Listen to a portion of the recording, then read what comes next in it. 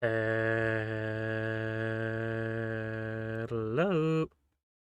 Oh, you know what?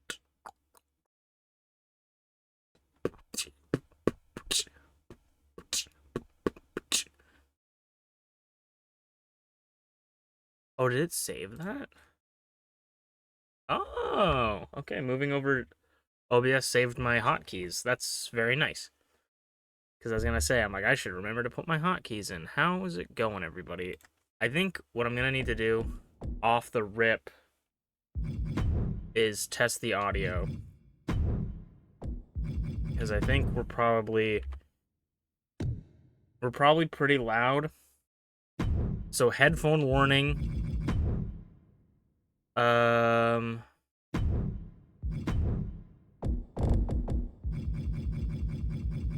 Headphone warning, headphone warning, headphone warning. I'm actually gonna turn down the volume preemptively. We'll make it like 40.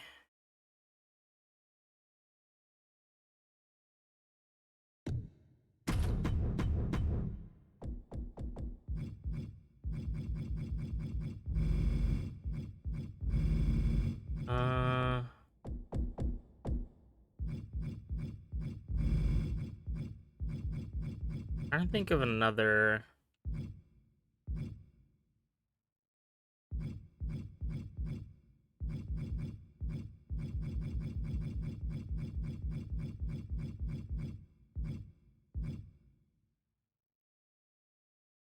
No. Oh wait, you know what? Let's do this. I'm trying to think of songs that we have that are kind of loud, so I can see on the louder spectrum what this will be like.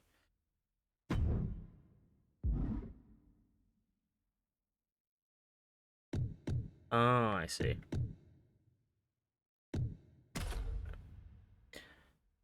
How's it going, Connor? I broke the right stick on this, so it might accidentally make some things championship matches. I was really confused. I broke the right stick on my controller somehow. I don't really know. It might just be getting old. But for the purposes of this game, it'll be good. I'm probably not going to play Code Vein until I get a new controller. I'm doing all right. I'm going to just test out the audio for the game. So I'm loading up a match right now. We're going to look at some entrances, and I'm going to talk and see how everything sounds. So, because I don't want things to be too loud, I don't want things to be too quiet. So we're just gonna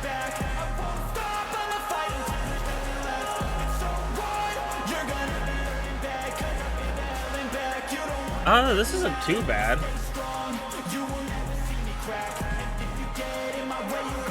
I maybe could turn it down like slightly, but if I was like hello everybody and welcome back to Masu Pro Wrestling. Also, I don't really understand what's going on Twitch.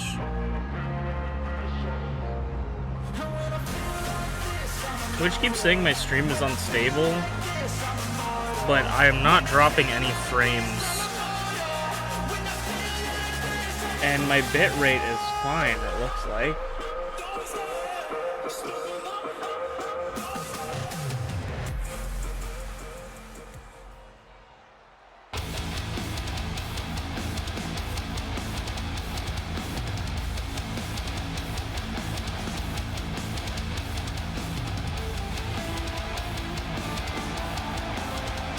I'm gonna look it up real quick.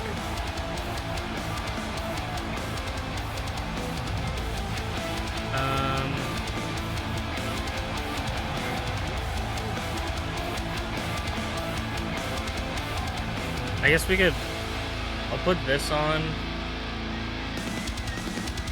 so that I can look at the video on Twitch as well.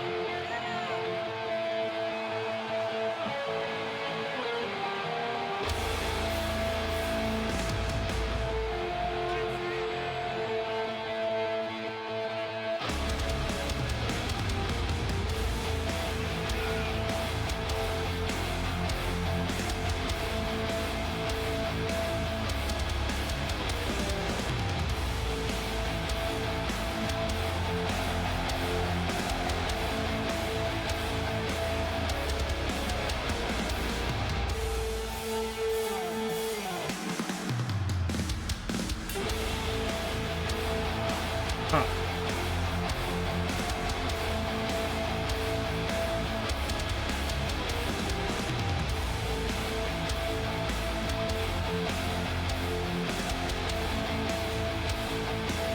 Open it up here.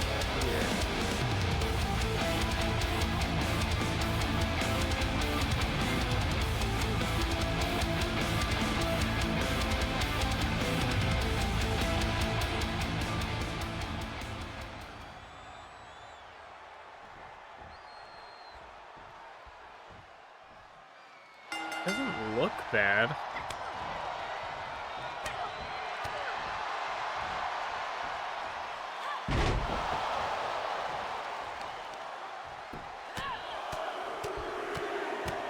I'm pretty sure I'm streaming.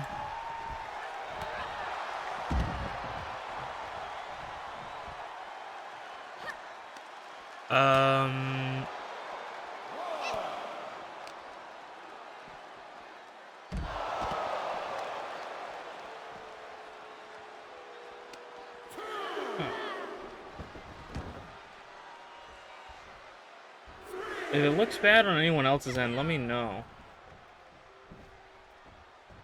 I think... Can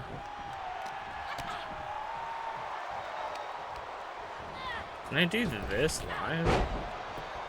I'll do this.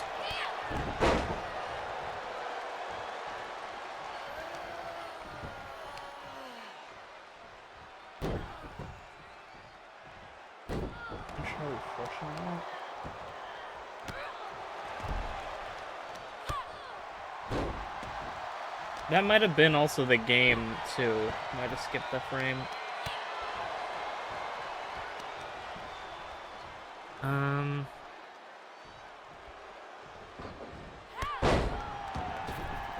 Because I looked it up, and it said that,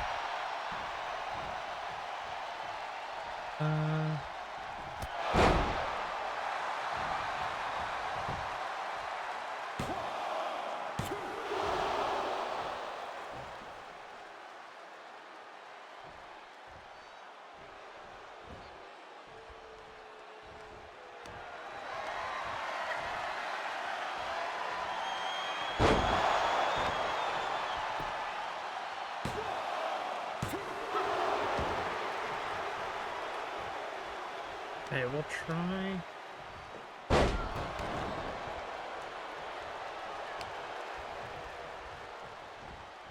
You don't know what it is if it's the new computer, but it looks different. Does that mean, does it look good different or worse different? I'm gonna go here. Try this maybe?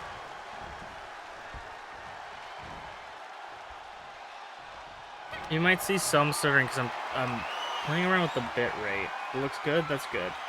I'm playing around with the bit rate because I think that it doesn't like that my bit rate was so high. Kind of looks more detailed. That's good. I might have to turn... Oh, there it goes, the stream. I think it was because... We'll have to see how it looks, though. Because I had the bit rate... I'm streaming at 1080p, and I had the bit rate at 6,000, which is what you're supposed to. But apparently, looking at it, Twitch does not want you streaming at 6,000. So I set it to 4,500 bit rate. And we'll see. So let me know.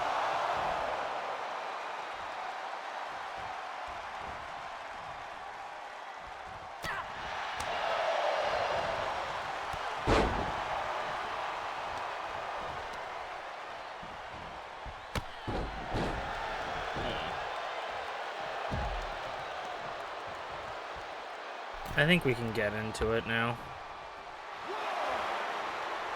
I think the audio's good. I think that's good. You don't know what bitrate is?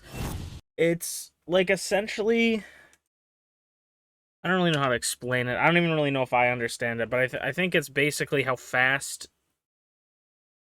the image is passed to Twitch. So like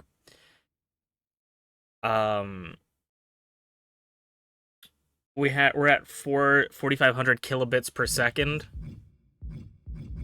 I believe that's what it is. So it's passing that much through, and then obviously the higher number you have, the more that gets passed through a second, which is obviously more of a load on the servers. No, don't do that. Okay.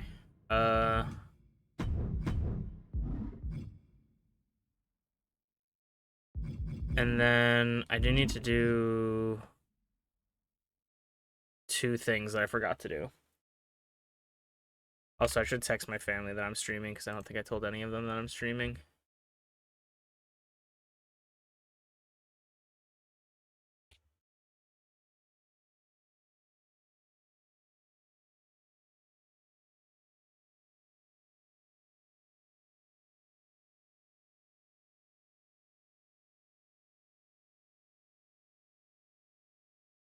I'm pretty sure I did not have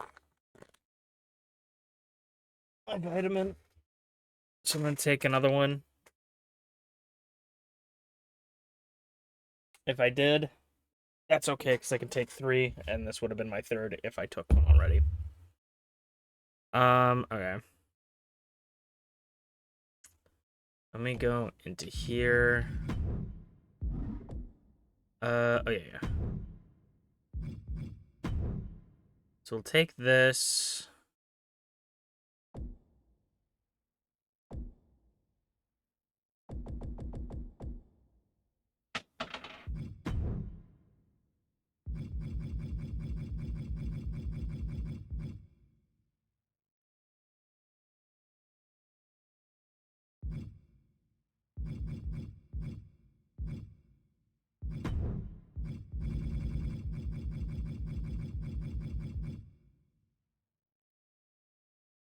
And then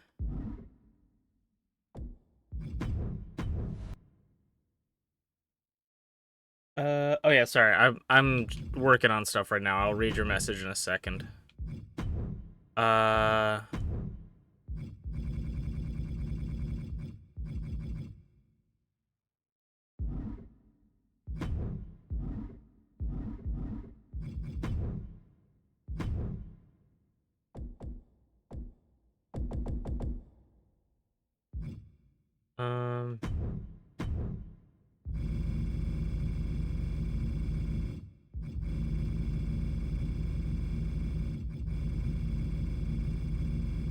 Sorry, you guys are gonna hear a bit. So a while ago, I had an incident with water gun that put a hole in my left eardrum. Oof. And now I'm partially deaf in my left ear. Ooh, you know what? Actually, you're also reminding me of something. I don't know if I can do this live.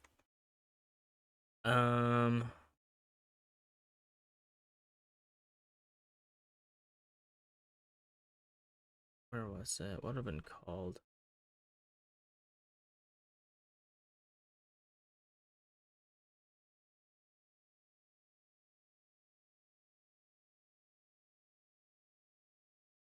What would it have been called? Why am I stupid?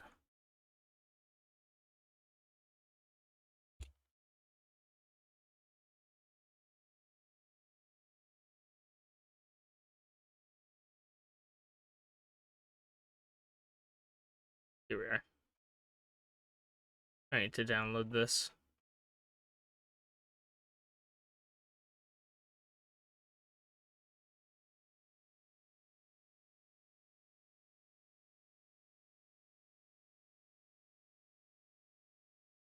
Sorry, okay.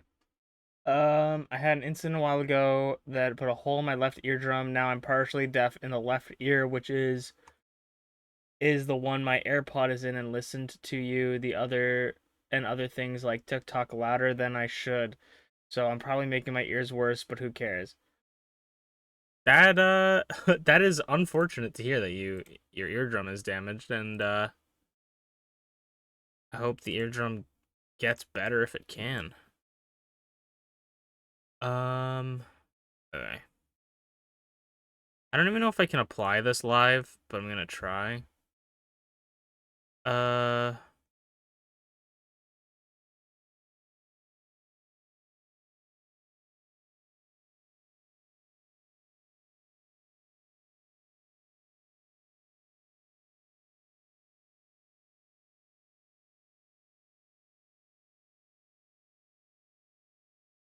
oh wait. Okay. And then okay, then let me see. Uh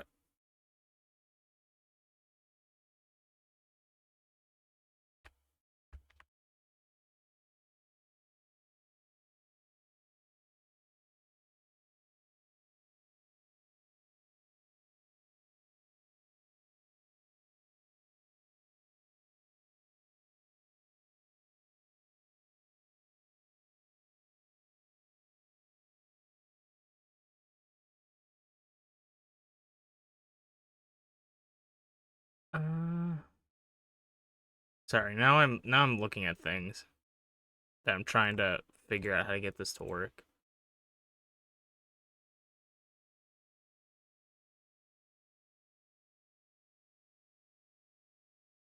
Okay. Maybe that's not right.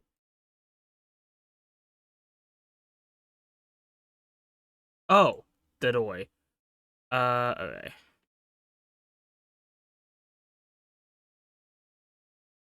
And then where is this?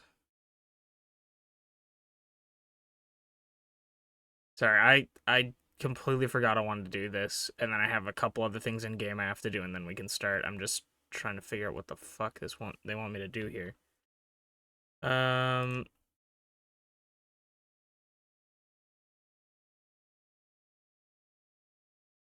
nope.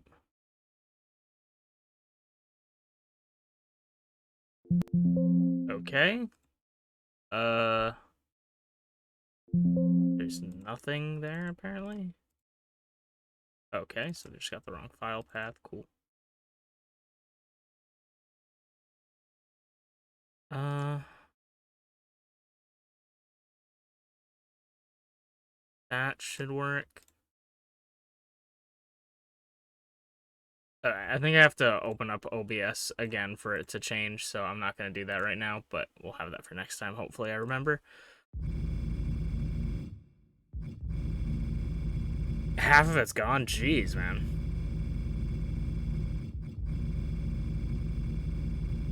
That's crazy.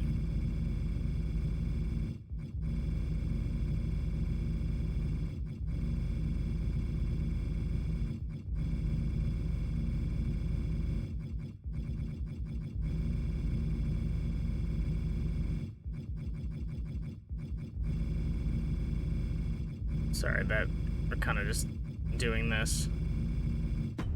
This is just one sound. I'm actually going to mute this while we do this.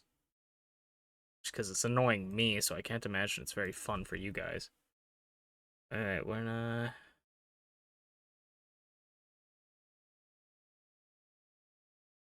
and then...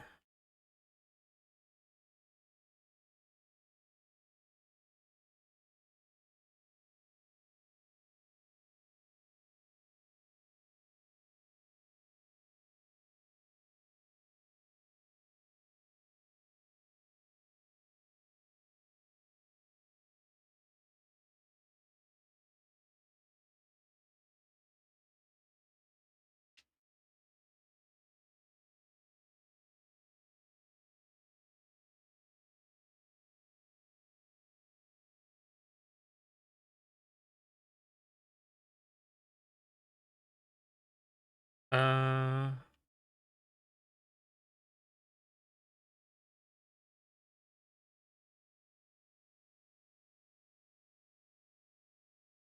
Alright. And then... Yeah, that should be fine. How's it going, Merlin? Welcome on in, welcome on in. Okay,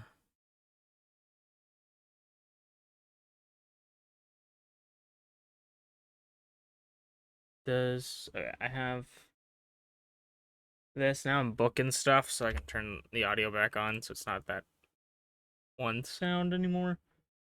No, I don't think so. So I'm gonna do that. And then okay.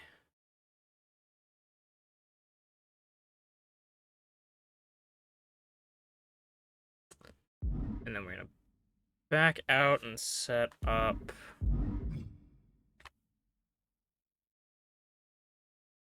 the mod. Sorry if you guys hear bada-boons. That's my end, not yours.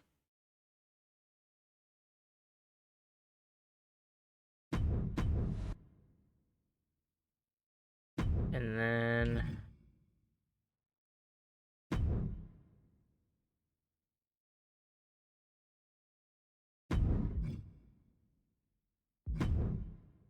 we'll set up the matches, and then this should be the first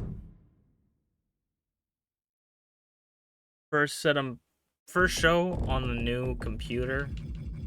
So hopefully it all looks good. That, and then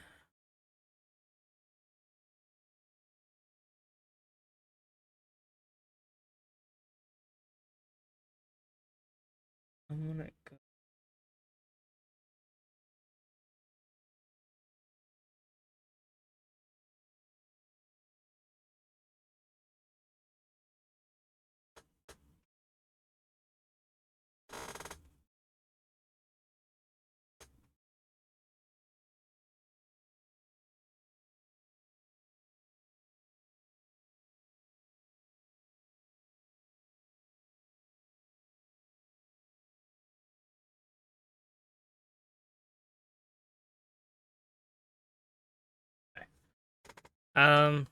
Okay. Sorry.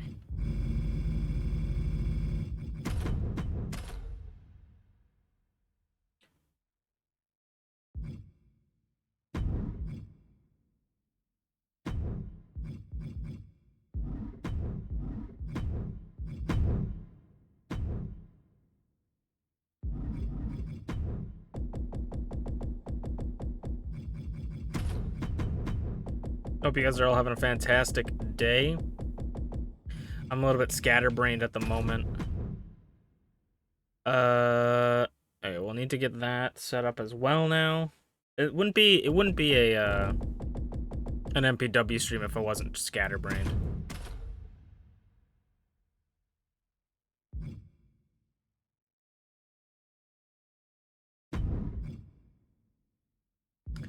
You know it's going to be a good show when all of the matches I have to go in and manually select every single one to be a different match type and not the regular match type.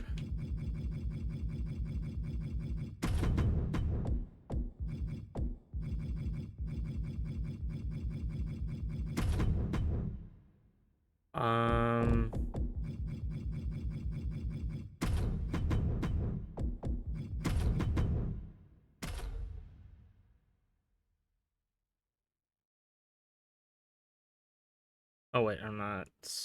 That's not supposed to be there. All right.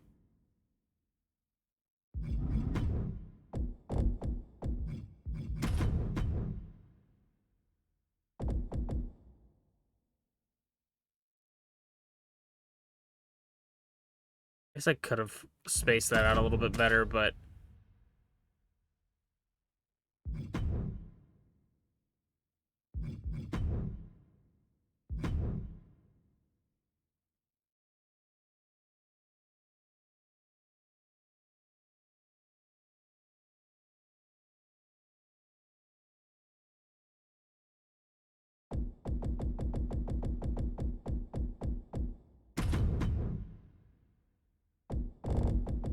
okay.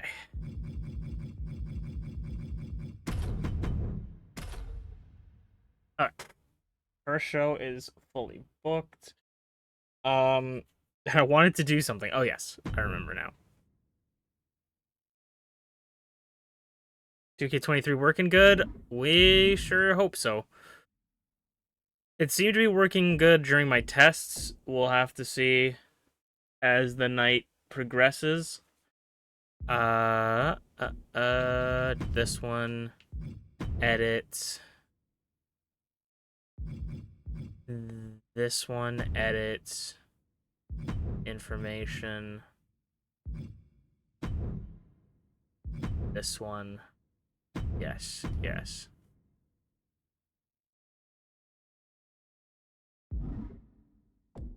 And that, and then...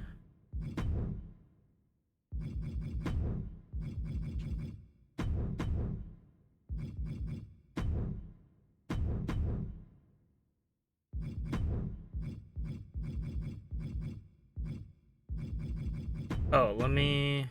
Oh, I think maybe that's the problem.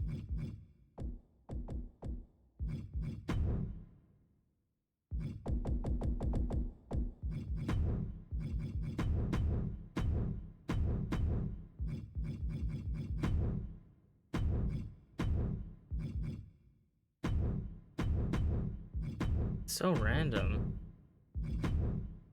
Okay.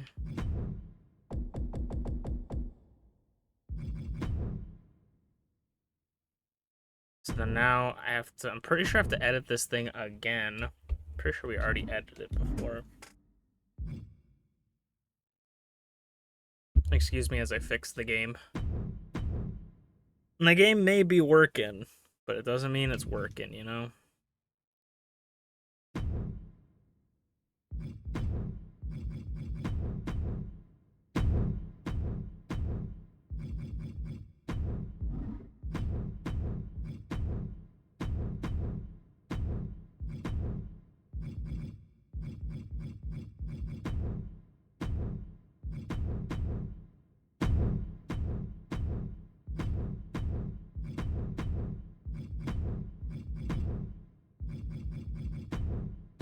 I have a lot of, like, for the first time in a while, I feel like I have a lot of things planned. Where usually I don't really plan stuff all that often for MPW and kind of just, like, other than tournaments and stuff, kind of go with the flow. But I have, like, one storyline that I've been wanting to do an overarching... I have two storylines in mind that I want to do an overarching storyline with. And I actually have ideas.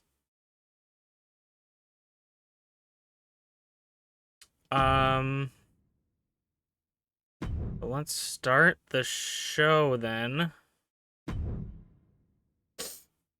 I'm gonna load up the manage predictions, so if you guys want to vote on stuff, feel free.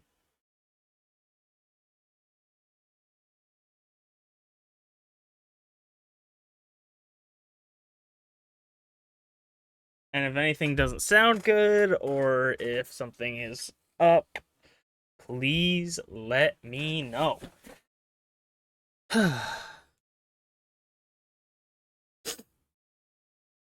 Alright, let's get into it.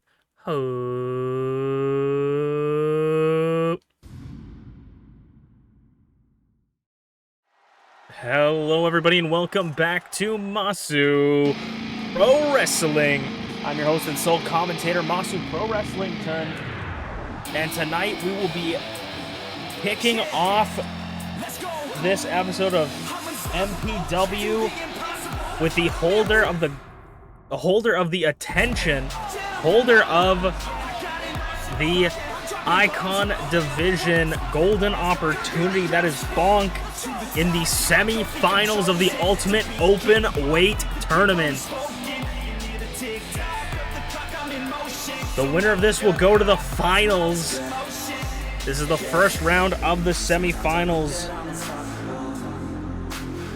Bonk beat Dobby and Tyranno Maximum to make it all this way, and the winner of this tournament will earn themselves not only the honorary title of Ultimate Openweight of the season, but they will also get a shot at the Openweight Championship. And of course, going up one-on-one against them in this Falls Count Anywhere match will be ShmeepsWorld. ShmeepsWorld made her way to the semifinals by beating Dragthulu and MintyClovers to get to the semifinals, making all the way. Shmeeps has gone through some trials and tribulations. She got her head absolutely dumped on the concrete by Dragthulu with that sit-down pile driver. The sit-down Abyssal Tombstone. And she has stayed fighting, but her trials are not over yet, as she still has to go one-on-one against Bonk, one of the more dominant icons in the division. And Bonk also has that golden opportunity. We could see Bonk with 2 championships if he wins this tournament, goes all the way and wins the Openweight Championship, and then also cashes in on the current champion FlairZero for the Icon Division Championship. But enough speculation, time for actions as Shmeeps gets blocked immediately out the gate. And Bonk is going to take it straight to her. So this is an open weight match, meaning falls count anywhere you can pin or submit your opponent, anywhere inside or outside the MPW ring. And no disqualifications, anything goes. Kick out at 1 early for Shmeeps. Shmeeps getting a little bit overpowered. This is going to be power versus speed, a classic tale as old as time, as Bonk just wraps those glistening muscles around the throat of ShmeepsWorld. ShmeepsWorld also in the Tag Team #1 Contenders Tournament, the first ever #1 Contenders Tournament for BeepsWorld and Emrys Morgana's Tag Team Championship. We could see ShmeepsWorld with potentially 2 belts, running for 2 titles at MPW Presents one more time.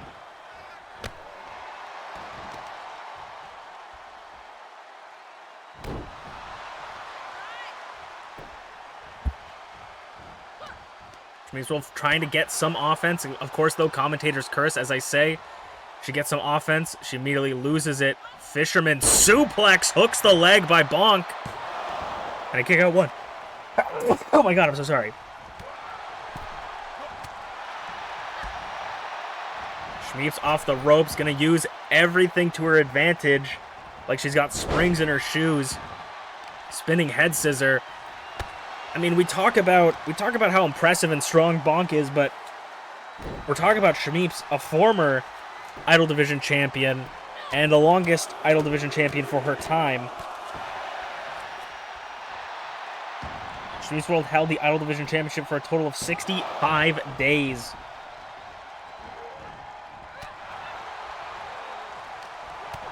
Bonk held his for just 5 more days to make it an even 70. Powerbomb position. Shmeeps is in trouble. Powerbomb to the floor. Shoulder blades and spine connecting with concrete as Bonk takes it to the outside for the first time in this match. Shmeeps, though, slipping out of their drop kick to the back of the neck. A hefty drop kick knocking Bonk forward to one of the more dangerous parts of the arena. Ooh, landing on that concrete. There's no protective padding out on the ramp. And when you're out here, there's not much else where you can go. Also, I was talking about these two's Icon and Idol Division title reigns, but I also would be remiss to not mention that these two are both former openweight champions. ShmeepsWorld was on target for the longest reigning championship title reign. Ooh, into the barricade, but of course Tyranno and Garreth Unported still share that record. Nobody is yet to break it. Bonk's gonna make his way back inside the ring. Prefers to be inside the ring, it seems, rather than on the outside. And Bonk looks like he might be hyping himself up. And then Bonk is also a former openweight champion. Shmeeps held it for 56 days. Bonk held it for 28. Critical roll, excuse me. Critical roll. I say Bonk wants to stick inside the ring, but it's a dangerous place when you're going up against someone like Shmeeps. Kick out at 2. And Shmeeps is shocked that Bonk was able to kick out. Standing Spanish fly. Bonk still not wanting to give up in the corner, but again, everywhere Bonk goes, oh, I was gonna say everywhere Bonk goes, it seems to be a dangerous position for him. Oh, goes for that right hook, gets caught by ShmeepsWorld. Standing shooting star press. Shmeeps going up top. Could we see her go? No, going for a split leg moonsault. It's slightly split leg. 2, kick out of 2. Shmeeps has been dominant to this point. Needs to think about what it will take to put away Bonk. And it seems like she's going to grab a kendo stick from under the ring.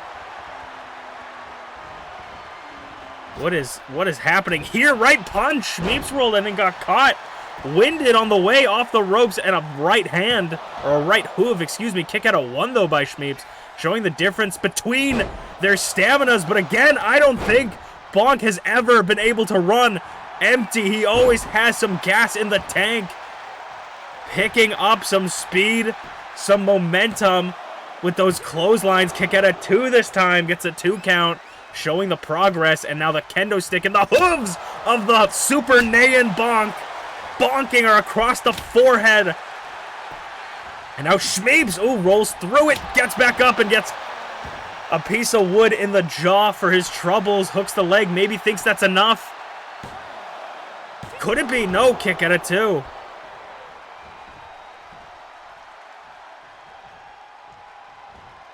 Shmeeps back up. Kendo stick once again. But sweeps the leg. Bonk does not want to feel the sting of the Singapore cane once again.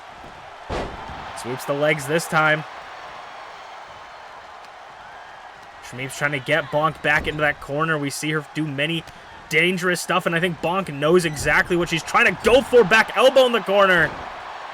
Exploding out of the corner.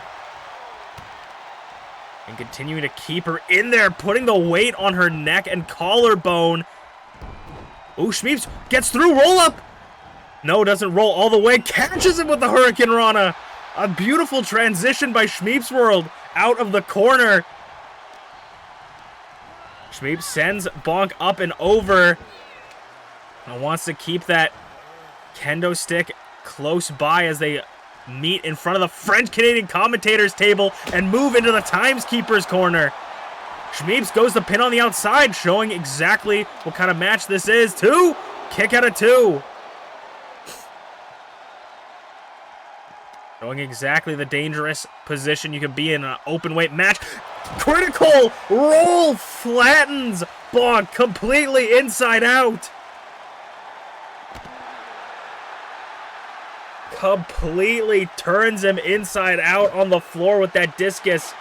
Critical roll. But Bonk gets a little bit of these palm strikes, right hands and lefts. Picking up speed. Into the post. Head first. Into steel. Bonk looking maybe a desperation pin. 2, kick out. Looks like Bonk might be getting desperate. What does he have to do to put away? ShmeepsWorld catches her. German suplex on the floor. And maybe, just maybe, that is enough to put away ShmeepsWorld. No, kick out at 2. Bonk trying to put everything, throw Shmeeps into the Timeskeeper's corner. Into the barricade, sends her over his knee. ShmeepsWorld though, Falcon Arrow! Falcon Arrow on the floor, nobody kicks out of the Falcon Arrow. 1, 2, 3, and nobody kicks out of the Falcon Arrow. ShmeepsWorld moves on to the Ultimate Openweight Tournament Finals. 2 weeks from now, ShmeepsWorld will be in the finals to determine who is the Ultimate Openweight of this season, taking out a heavy competitor as we'll move on to our next match of the night. Nobody kicks out of the Falcon Arrow. Absolutely nobody.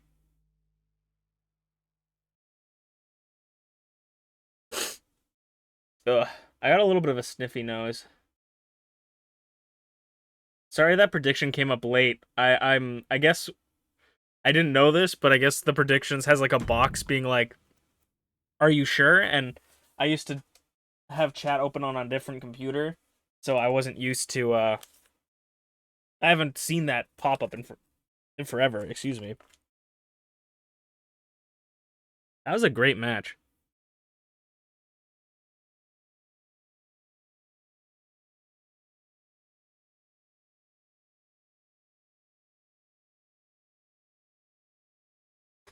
And good for Shmeeps. I feel like she's earned a little bit of hot light in the sun.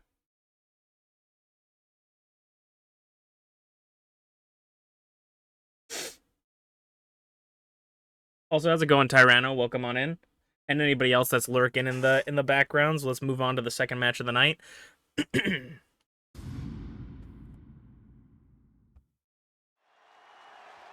As we will move on off of the Ultimate Openweight Tournament, there is a tournament of sorts brewing for the Idol Division Championship. And speaking of the Idol Division Championship, this is GlitchyBasturds starting out for this match, the holder of the golden opportunity for the Idol Division. Which means she has the opportunity to cash in at any time against Rize, the current reigning and defending Idol Division champion, but she might not even have to earn a shot here, as we're going to have a triple threat for a shot at a #1 contendership match. We're going to have 2 triple threats this week and next week, and the winners of those triple threats will go into the #1 contender match. And we're starting off big with GlitchyBasturds. One fall to a finish like ghosts of Rize's past. It is TeaTheShiba once again. This was the last champion that we saw in MPW. Over 100 days ago, TeaTheShiba was the Idol Division champion, and nobody has seen it since. Rize, the longest reigning Idol Division champion in MPW history, the longest reigning champion, period, in MPW history, has a longer title reign than some people combined.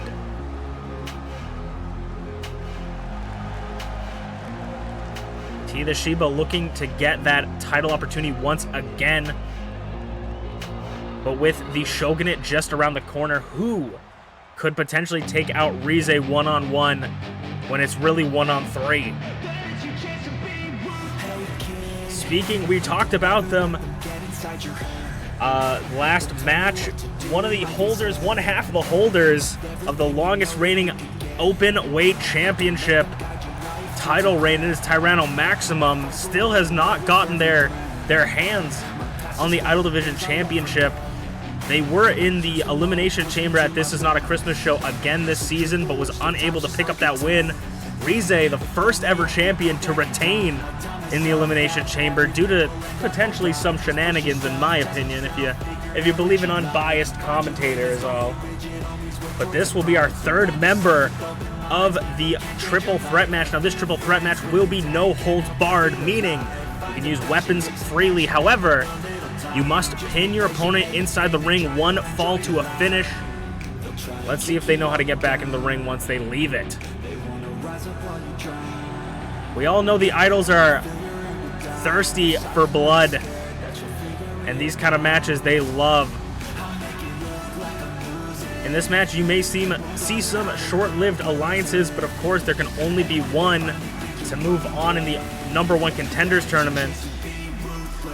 And we've seen these multi-man matches have some underdog stories. We saw Greg win his 4-way match for the Elimination Chamber qualifiers, qualified himself. We could see, I would definitely say, I don't want to count them out, but I would definitely say that Tyranno Maximum is the underdog in this match. You got a 2-time Idol Division champion in Glitchy, 1-time Idol Division champion, 1-time Openweight championship champion in TeaTheShiba. And then you have the longest reigning openweight champion, Tyranno Maximum. So to say Ty is the underdog, I feel like is a little bit of an understatement, just getting swatted like a fly from Glitchy. And I will say that Glitchy definitely has the advantage, not only with her pure size and strength, but just with knowing what it takes to be an Idol Division champion. But you never know how crazy she's going to take this, how serious she's going to take this with that golden opportunity in hand. You know, she might take this lackadaisically. Ooh, takes out the knees from T, the very important knees. But you never want to keep your eyes off your opponent, as there are many a times DDT to Tyrannomaximum. There's many times where you're not gonna have eyes on the back of your head. You're gonna be focusing on one person, and someone's gonna come right behind you. It's a very different. Ooh, T off the ropes, flying knee off the ropes by TeaTheShiba, and goes to pin immediately. Like I said, you gotta watch your opponents everywhere, and Ty making sure to watch their opponents. Grabs T by the legs, puts her in an ankle lock. Submission holds could be the changing factor here. Splash in the corner by Ty like a house on fire. All three are going to make it outside the ring. Unlike a four-person match, a fatal four-way, the triple threat is a lot more different because there can't be a one-on-one match between two people. You know, there's going to be one odd man left out, and they're going to be waiting for their moment to strike, such as Ty waiting for this moment with a kendo stick, but T saying, drop it, drop it. Ty back up on their feet. T, German suplex to the floor on the concrete. They can stay out here as long as they want, but they cannot win the match out here. And Ty's going to send T into the ring. Tries for that running clothesline again. Glitchy blocks it.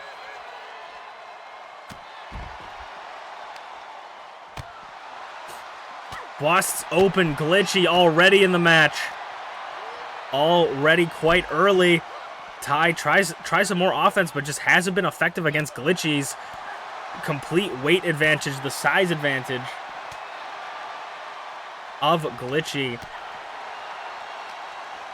Ty sending Glitchy into the barricades. They are going into a place where it is very dangerous because they don't know how to leave the ramp sometimes to win the match. Swing bada bada by TeaTheShiba. So the boss upstairs not making this a falls count anywhere match could potentially come back to bite us, but T's going to make it into the ring. And T off the ropes, and nobody's even there. A complete miscalculation by T. DDT bouncing Ty's head off the concrete. Chops light up Glitchy. As T spins Glitchy around, Ty spins T around. And like I said earlier, you can't win on the outside, but you can do a lot of damage. Once again, targeting the ankle of T. Drop kick, beautiful teamwork there, unintentional teamwork. T with the spine busters T onto the unprotected concrete. The unprotected ramp. As they continue to be in this place where I am growing concerned, but the match hasn't been on for long enough, so I will try my best not to be concerned. Double goozles Ty onto the fucking unprotected ramp. Neck breaker.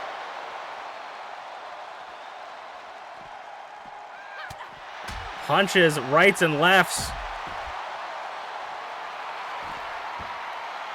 I'm gonna maybe have to have a conversation with the boss upstairs to make any match false count anywhere, or give them like a fucking count out. I don't know. Inverted DDT. We'll see. I have faith in them. I have faith that they understand the rules of the match. We can't judge them too quickly.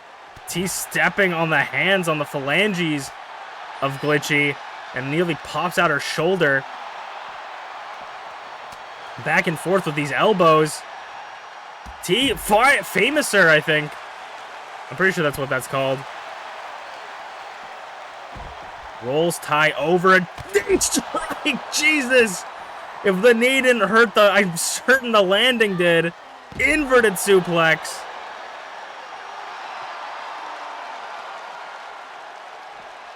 T with the clothesline.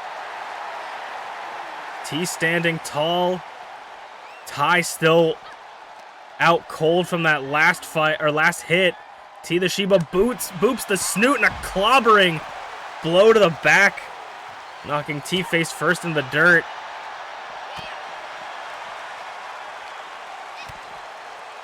Glitchy, another inverted neck breaker, this time to Ty.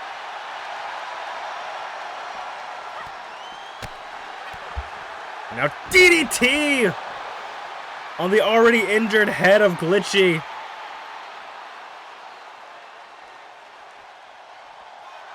TeaTheShiba talking down to Ty. Once again grabbing Ty's schnoot to boop it.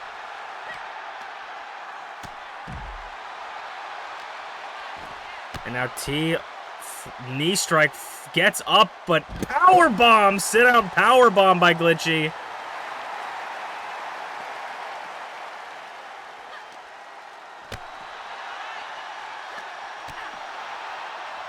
As they start to slightly move. Yes! Yes! Excellent. No, Ty! Wrong way! That is not where you need to go to win the match.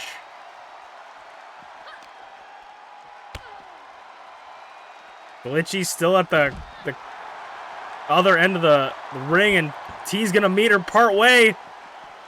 Sling blade by T.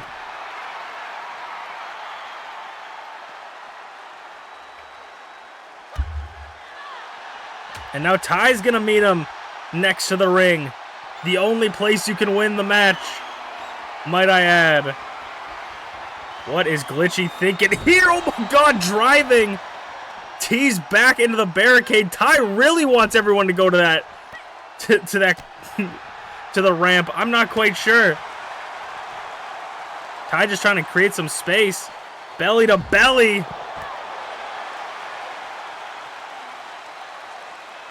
Glitchy calling for the end of Ty. Uppercut after uppercut.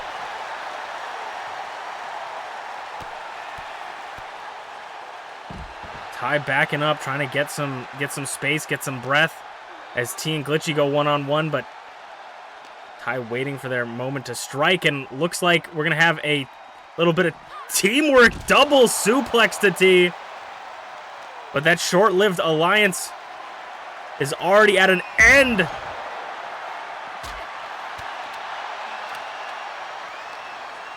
Sending T into the post, the ring post, and Glitchy once again calling for the end again. There can only be so many ends, Glitchy, but do they justify the means?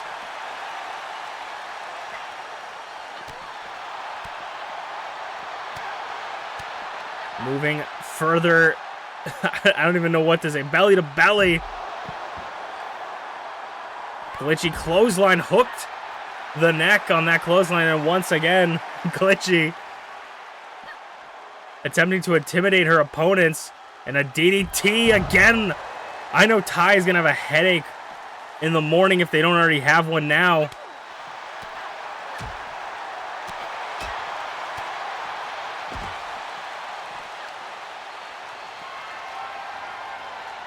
A big overhead press slam to T. I think maybe what I said earlier about Glitchy not taking this seriously, I think is coming to fruition here.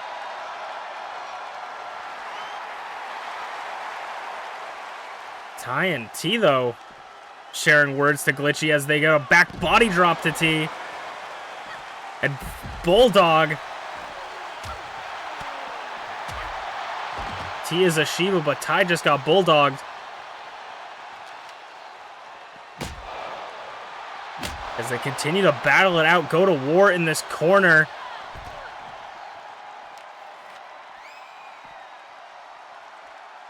Ty's got the kendo stick now, but knocked out of the hands. Ty gets sent into the ring by Glitchy, and Glitchy is not too far behind. T still resting on the barricade. Ty attempts failed to take down Glitchy with that running forearm. Frame drop, but T's back in the ring. Hooks the hair And T's about to try to steal the win right from under. Glitchy. 2. No, kick out of 2.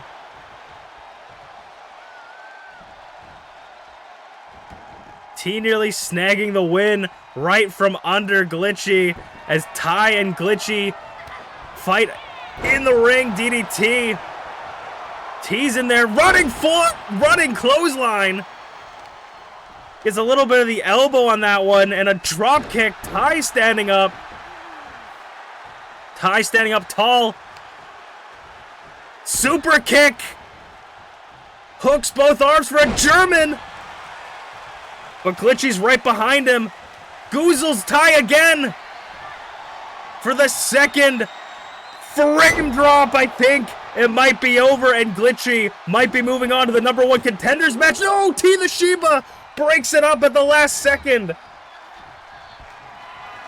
T looking for another weapon. This time a steel chair. Ty sweeps the leg. Forearm this time. Kip up. T went for the pedigree but reversed it. Dropping her on the chair. Ty dropping T on the chair. 2. Kick out of 2. Glitchy's back up on her feet. Ty weighing his options, but not fast enough as Glitchy takes the knee over T. Flips Glitchy around. Glitchy. Pedigree on the kendo stick. Ty looks dazed on the outside. 1, 2. Ooh, breaks it up, and I think even Glitchy just kicked out, so it was a shit out of luck for T. Clothesline. And the kendo stick just busting it over Ty's head. Back up and takes her down with that clothesline. Glitchy, sidewalk slam reversal. DDT to Glitchy. Ty's all alone with T. DDT again. This could be Ty's opportunity if they can seize it. Glitchy recovering on the outside, though I think it might be too late for Ty. Ty's gonna go up. Ty's looking to put T through a blender. Glitchy waited for the opportunity, breaks it up at 0. Ty just couldn't get it in time, but now Ty. Glitchy might interrupt this or let it happen. Maximum impact. No, T rolls out of the way. Ooh, busts it over Ty's head, busting them open. T now has Glitchy on her inner sights. Off the ropes. Drop kick to the legs. Ty's back up, but dazed on the outside. 2. Kick out of 2 by Glitchy. A near perfect opportunity for T, but not a big enough move to put Glitchy away. Tries to send Glitchy in the corner, gets caught by Ty. Ty once again gets T up top for this power slam. Glitchy seizing the opportunity. Got the, ooh, takes her down this time. Not swatted away. Ty needs to think of a way quickly to put away Glitchy. And maybe that chair shot was just enough. 1, 2, kick out of 2. It was not enough. T almost late to the kick out, or late to break it up.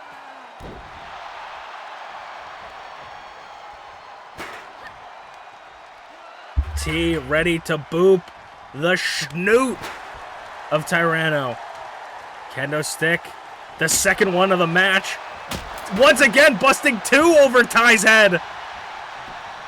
Is 2 kendo sticks cracked over your skull enough to put Ty away? And it is!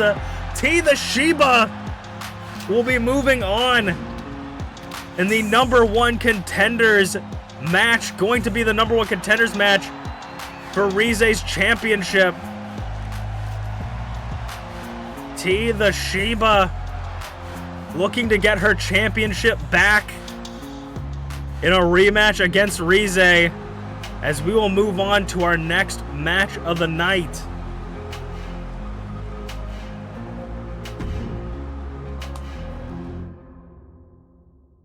That was a surprisingly good match for how long they spent outside. Also, how's it going, Burning Lava? Long time no see. Hope you're doing well.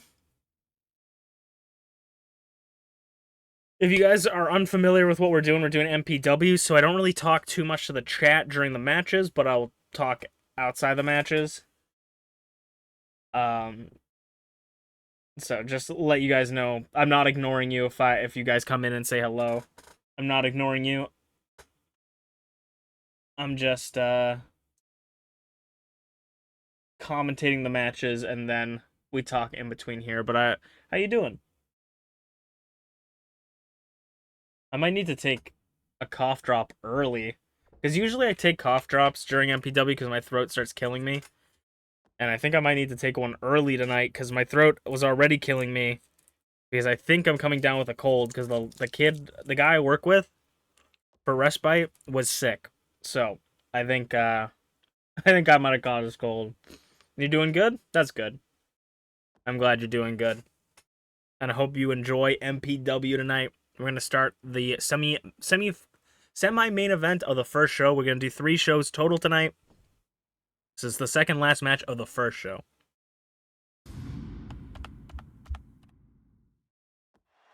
And much like the Idol, the Icons need a champion #1 contender, but things are going to be a little bit different for the Icon division.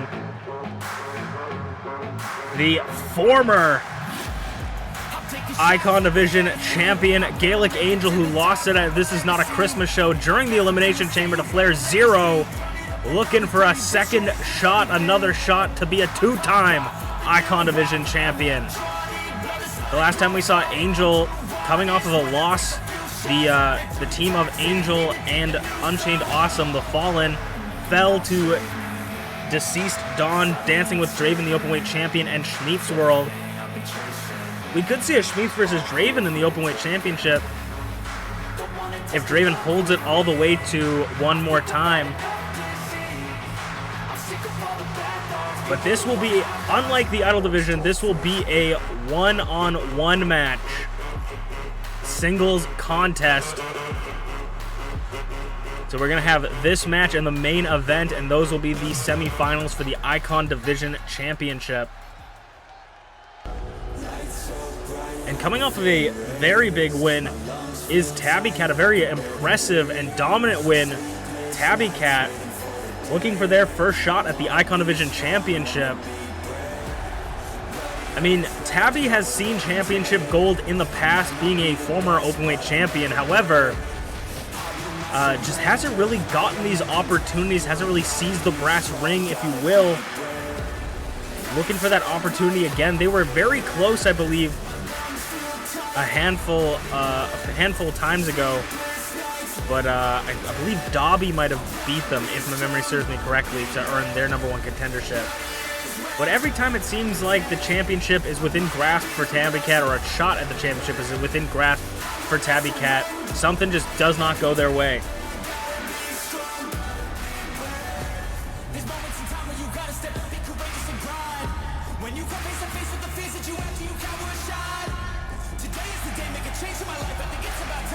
So it is here to see if TabbyCat will finally earn their shot tonight against a former Icon Division champion, the most recent Icon Division champion before FlairZero. Gaelic Angel, the man to dethrone Zarataro, the longest reigning Icon Division champion in history, as we'll start this one-on-one. If TabbyCat can win this match, not only will he go to the #1 contendership match, that's just going to show like how improved he's become, how impressive he is to the boss upstairs, and definitely earn himself some other shots off the ropes. Ooh, swats away the drop kick, and a basement clothesline, just a wild clothesline by the cat, the back alley cat of TabbyCat. Tabby takes the arm down.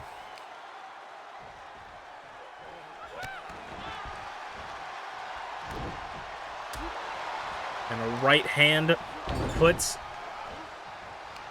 Tabby into the corner. Of course, Angel is not going to be letting up in this match either. Angel wants that championship back. fought incredibly hard in the Elimination Chamber, only to lose it. Fought hard against Zarataro, only to lose it in the Elimination Chamber. One of the hardest matches for a champion to retain the title. And he started off from number 1, off the ropes. No elbow. Nobody's home. So, of course, Gaelic Angel is going to want to see his championship back and also get that 2-time title reign title. Tabby chopping, lighting the chests of Angel as he fights out of the corner. Angel hooks the arm over his neck for an inverted suplex of sorts. Almost like an inverted Michinoku driver, an inverted Falcon Arrow. Booty pop and moonsault. Once again, Angel, not known for caring about his physical well-being, willing to put his life on the line for this business that he loves. Back body drop, but of course, both times, that's why we call the top rope the high-risk district, the high-rent district, because it's risky. You might crash and burn, or you might soar. And unfortunately for Angel, both times he crashed and burned.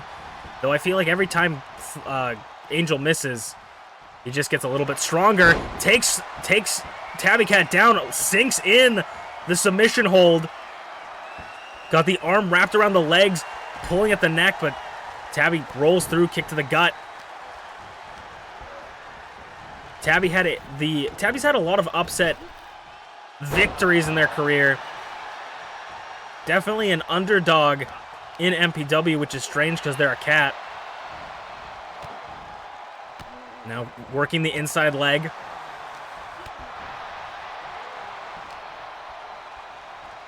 Goes for a clothesline, but gets caught up by Angel, and Angel has him up against the ropes once again. Sends him off. Bumps him. Catches him again with the submission hold. Trying to wear down Tabby, but there's a rope break. Can't be too close to the ropes. You gotta watch your spacing. As Tabby Cat goes right into his domain. As I said, willing to risk it all. Steps right over the top rope. Shoulders first. Tabby Cat Hurricane Rana sends him into the concrete and the metal barricade. Unlike the triple threat, they do not have unlimited time out here. They have to get in the ring at some point before the 10 count, or we could see the next match, the next semifinals. If they both get counted out, we could see just the semifinals being the #1 contendership match, which I'm sure the 2 other contenders in the next match would be so happy to hear. Clothesline, nearly taking Angel's head off. I don't know if Tabby's looking at this as an opportunity of saying, like, I don't know if I can beat Angel one-on-one. Maybe I can get a count-out victory. 7 count. Tabby's wasting no time to get back in the ring, and Angel following suit, catches him again, sends him nearly into the ropes. They're nearly through the middle rope. Tabby Cat clothesline again with that heavy arm, that stiff clothesline, back body drop. Calling for more. Tabby Cat with the spine buster. Continuing to punish his back. And a near fall for Tabby Cat, and you know that he wants that. Tabby Cat is waiting for any opportunity he has. Goes for it. Back. Alley. No, doesn't have the hold on it. Angel was looking for the back alley-oop. Didn't quite have the hold on it. Angel gets out of it. Single leg drop kick. And now Angel turns the tide of war in his favor. Fall from grace. 2. No, kick out of 2. The champion, the former champion, nearly getting another opportunity up top. Once again, going all the way up. Flying forearm. Doesn't quite get it. A little bit of a miscalculation. Maybe slipped off. Slipped off the edge there. That miscalculation. Angel has not been successful on the top rope as of late, and that miscalculation may have just cost him the match if Tabby Cat can play his cards right. Angel back up. 2 count. Angel sends Tabby into the barricade as they move away from the French-Canadian commentators table.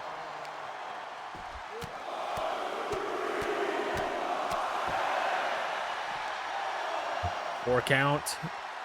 They got to get in before the count of 10. Rolls over Tabby Cat, the athleticism of Angel, as Angel's going to make it in halfway after the count is done, 6 count. But Angel doesn't want to win by count out.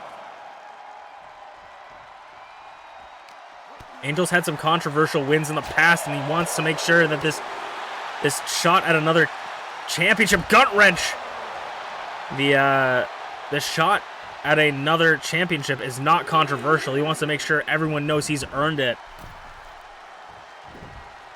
Tabby, though, back in the ring. You got to respect the sportsmanship, but also you have to think maybe, you know, it's the hubris of your pride if you're not taking every chance. And Tabby Cat showing exactly how it's done to Angel with the flying forearm to put away Angel. Kick out of 2. Oh, Tabby Cat rolled up. Rolls up the cat. 2. Oh, near fall. Angel nearly getting that championship right back. Ducks the boot. Goes for it again. This time connects. Back. Alley. No, can't get that grip. Can't get that grip. Bulldog to the cat. For a second time, slips the grip of Angel.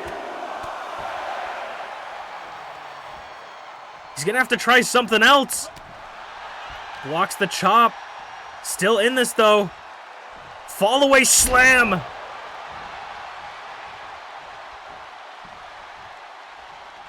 Back up. This time, going to go for one of his 9 lives. Connects. Tabby Cat with one of his 9 lives. Hooks the leg. Nearly taking Angel out. Had to push out with all his might to get Tabby off his chest. I've heard about monkeys on your back, but cats on your chest is a whole different thing. As Tabby Cat and Angel fight once again, meeting in front of the French-Canadian commentators table.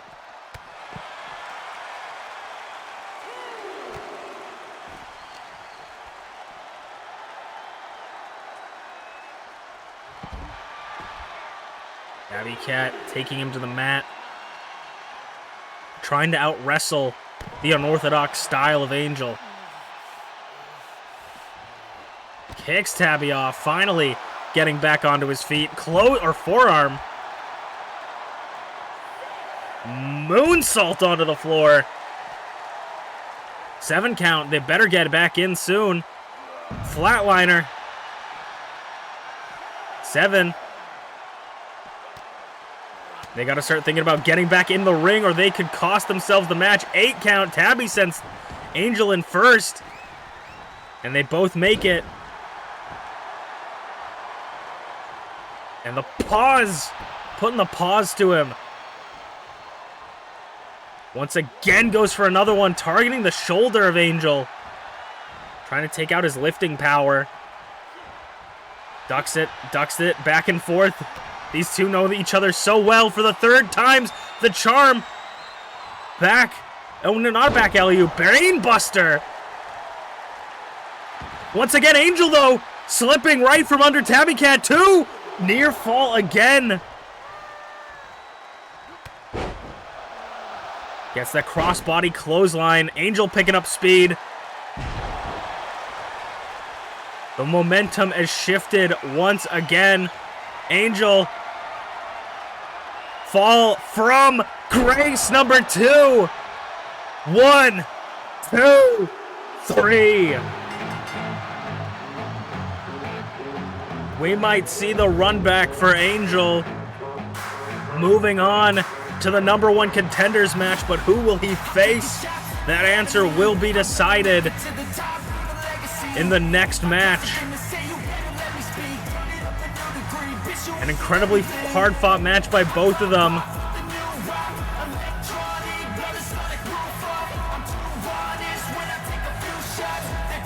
As we'll move on to our main event of the night.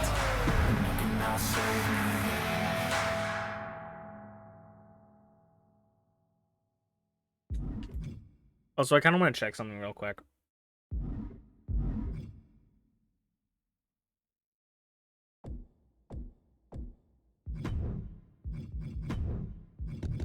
Oh.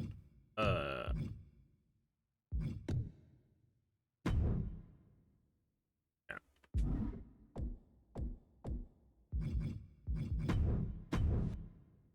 Okay, this is going to be the main event of the first show, so at the end of the show, I'm going to be like, thank you guys for watching, but it's not the end of the stream. We still have 2 more shows after it. So stick around, stay tuned. Tabby Cat did lose, but since only 1 person voted, I like to give you guys your points back. So there you go. Just to make it a little bit more fun.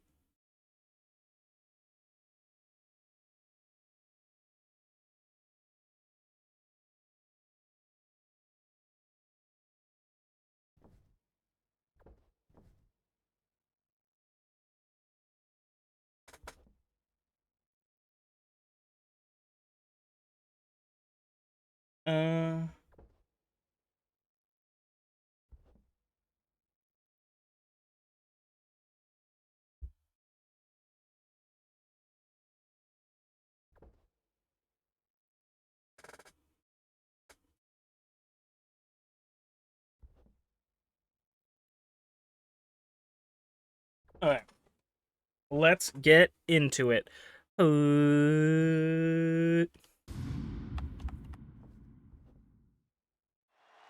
Alright, it is time for the main event of the evening.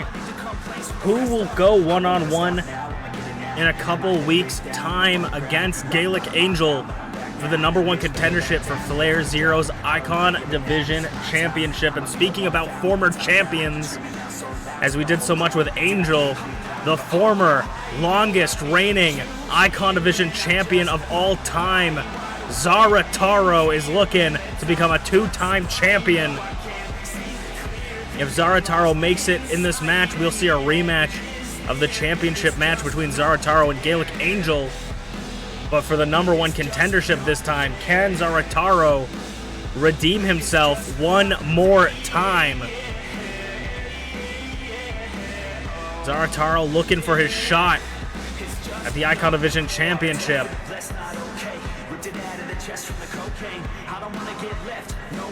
But of course, this isn't a done deal. Zara Taro is going to have to go through one other competitor in the main event.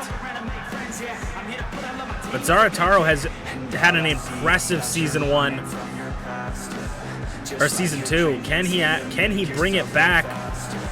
Starting off Season 2 as the Openweight champion, earning the Icon Division Championship, becoming the longest reigning Icon Division champion. Can Zara Taro do it once more, or is he a one-hit wonder? And now Zara Taro may have a lot of history with the other challenger of Gaelic Angel. The champion has a huge history with this challenger, Dragthulu, since Season 1. The animosity runs deep between these two. I don't know who's up in their war against each other, but I think it's been quite a while since we've seen Dragthulu versus FlairZero in one-on-one contests. It probably hasn't, but it has been months since we've seen Dragthulu with the championship around his waist. Dragthulu lost his championship, his first ever Icon Division championship, in the first season's Not a Christmas show in the Elimination Chamber. That is where FlairZero picked up his first championship in Season 2. These two's careers constantly colliding, FlairZero and Dragthulu. Dragthulu held the championship for a total of 70 days as champion, and FlairZero is barely out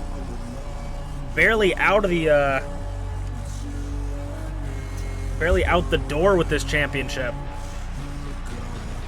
All I gotta say is no matter who wins this match, the fans are winning because this one is going to be a barn burner if I know these two, and I certainly do. Dragthulu versus Zarataro.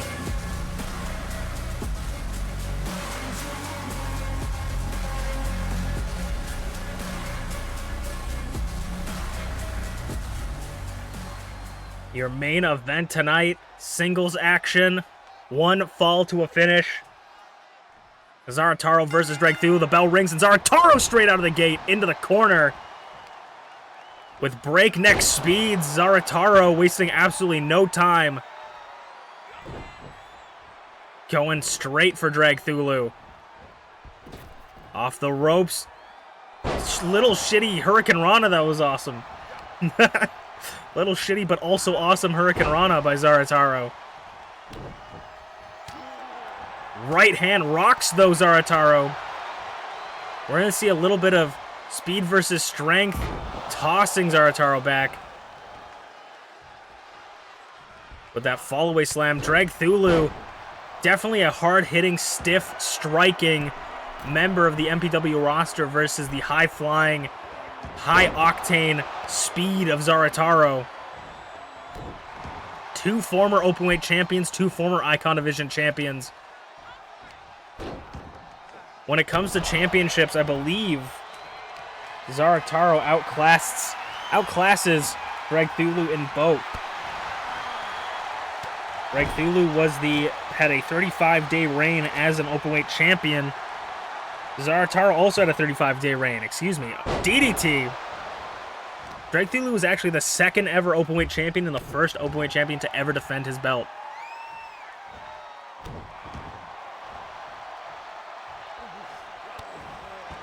Either one of these men would make a great Icon Division challenger. But it only takes one to actually get there. Zarataro off the rope, cannonballing to the floor, right in front of the French-Canadian commentators table as they stand on their feet. Zarataro swift to take it to the outside. And swift to use anything he has to his advantage. Just beating down Dragthulu on the concrete. Dragthulu will not stand it anymore.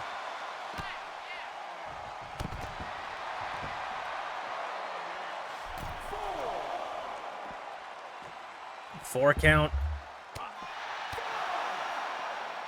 And flip onto the floor. They do want to make it in before the count of 10. They have 4 more counts left if you don't know how to do quick math. And Zarataro is fully aware of this. Wants to get inside as quickly as possible, but Zarataro has Drag in a position for an elbow drop.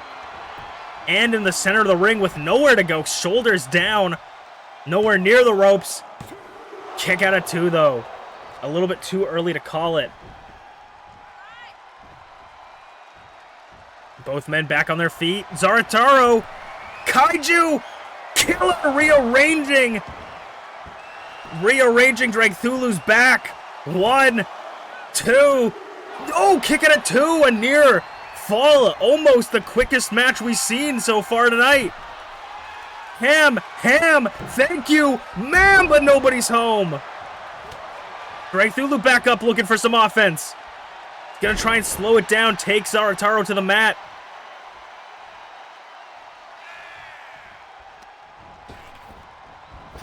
Off the ropes, bumps him. Flips him around. German suplex just dumps him on his neck and head. Drag doing his very, very best to try and keep some momentum in his favor. But so much damage has already been done. But as I say, an abyssal tombstone to Zarataro. Rope break, though, way too close to the rope. Break it up. An amateur move by Dragthulu, not paying attention to the ropes. But that desperation cover knows that he's already taken so much damage. And now he's busted open Zarataro. Zarataro back up on his feet.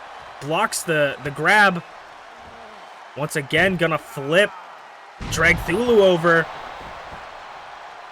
Zarataro, slow to get to his feet, was on one knee for a little bit there. For just a couple seconds, but could be showing signs of potential wear off the ropes. Cannonball off the middle rope. Looks like it might have damaged his back a little bit. Eyeing Dragthulu on the other side of the ring. And a shoulder tackle to the floor. Zarataro once again quick to get to the outside. Booty popping moonsault.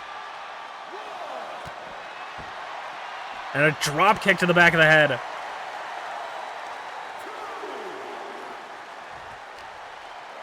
Sends him into the barricade. Zarataro wanting to face Angel for that #1 contenders match. Gets out of the grab. Inverted DDT onto the floor. Ooh, rubbing. Just rubbing Zarataro's already bloodied head into the floor. You know that can't be good. Really, literally rubbing salt in the wound. 5 count. They got to get back into the ring. And Zarataro does so with haste. This is a pretty big shift considering how dominant Zarataro was early in the match. I thought he had it pretty early. He seems to have slipped his advantage. Flips him over. Snapdragon suplex by Dragthulu. Oh, near fall, nearly taking Zarataro out. Second one, a little bit close to the ropes though. This time scouted by Zarataro. Zarataro's got him in the center of the ring. Kaiju killer! Pulls his legs away from the ropes. 1, 2, 3, and Zarataro will get his run back against Gaelic Angel in 2 weeks' time for the #1 contendership for FlairZero's Icon Division Championship.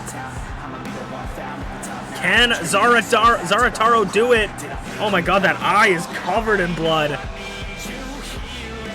Thank you so much for joining us in this installment of MPW. We will see you guys next week. I was Masu Pro Wrestlington. This was Masu Pro Wrestling. We'll see you guys next time. Stream's not actually over. How's it going, Rize? How you doing? Oh my god, how you doing?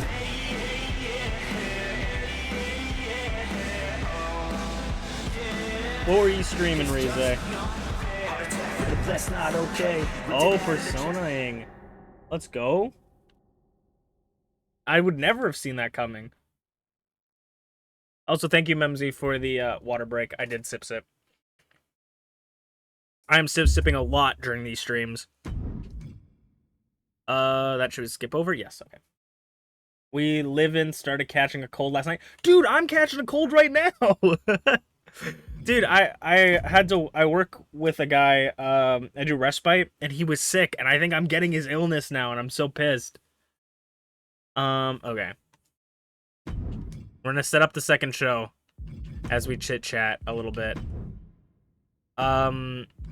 If you want a little bit of a rundown of what happened last match, or last show, we started the Idol Division #1 contendership tournament, and we started the Icon #1 contendership tournament,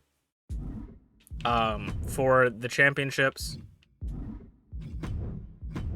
I'm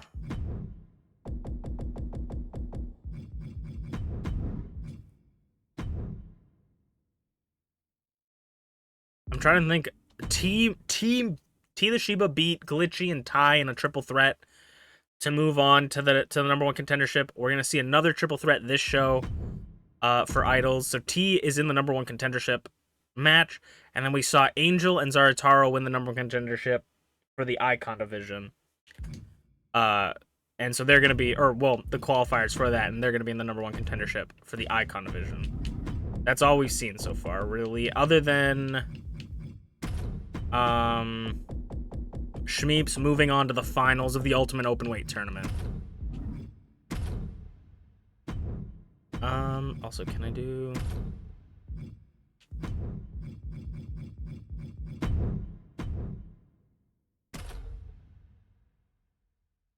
Okay, we're gonna do that, and then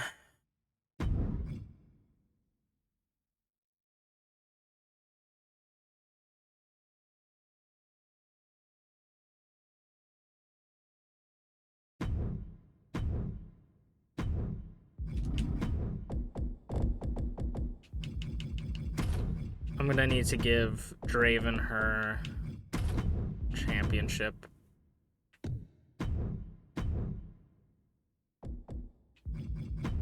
Let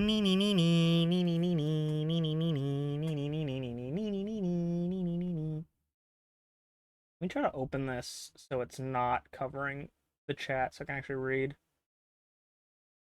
Someone coming from my belt? Hilarious. Yeah, I have a couple story ideas in mind too. I was talking about this. I haven't really explained any of it, obviously, because I want you guys to see it unfold for yourself. But I have actually some story ideas. So we'll see if the game allows me to do it.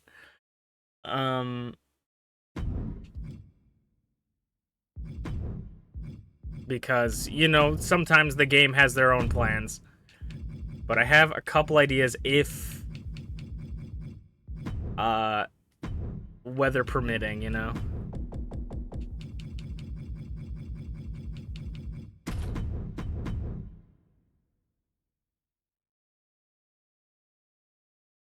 You know what? I'm making an executive decision. I was gonna have a different team. You know, actually, well, it doesn't matter, I guess, here. I was gonna have a different team because we're also doing the tag team tournament. And I was gonna put a different team, but I actually think I might change that team to another team. Why? There we go. A team that we're all very familiar with. Because they're like one of the only, like, tag teams are tag teams and they are tag teams, but these two are like actually the only real tag team. I feel when I think of a tag team, I think of them. And then let's pray that this triple threat goes as well as the last one, because the last one was getting scary. They were moving up into the ramp for a really long time and I was getting very worried. I was like this close to preemptively being like, oh, we're gonna cut to commercial break and then move them over, but they ended up making their way back. So, and it was a really good match too, actually. A lot of really good spots.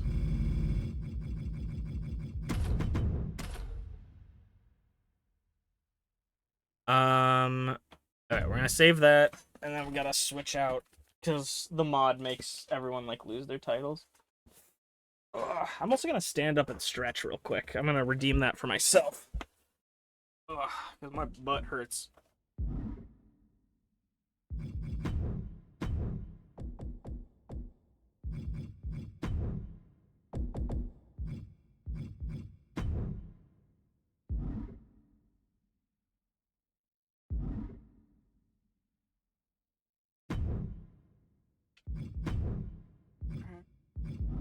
I think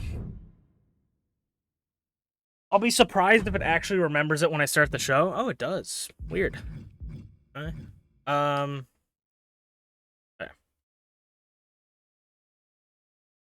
Let's load up the first match, and the first match will determine my emotions. The first match is already very story-based. And I'm hoping it goes the way I want it to go. Really badly. So, pray for me. Oh, no. I'm hoping everything works out. But we're going to get into the first match of the second show. We have 8 more matches total, 2 more shows. So if you guys want to stick around. And we do betting as well. So if you guys want to bet on the match, only one person bet on the last one. Even though Zarataro won, I'm going to give them the points back because it's just more fun that way. And also they would have lost 10 points. I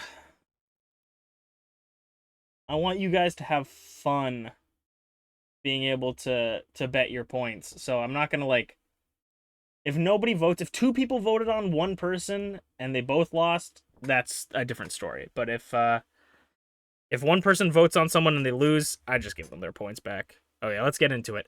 Oh.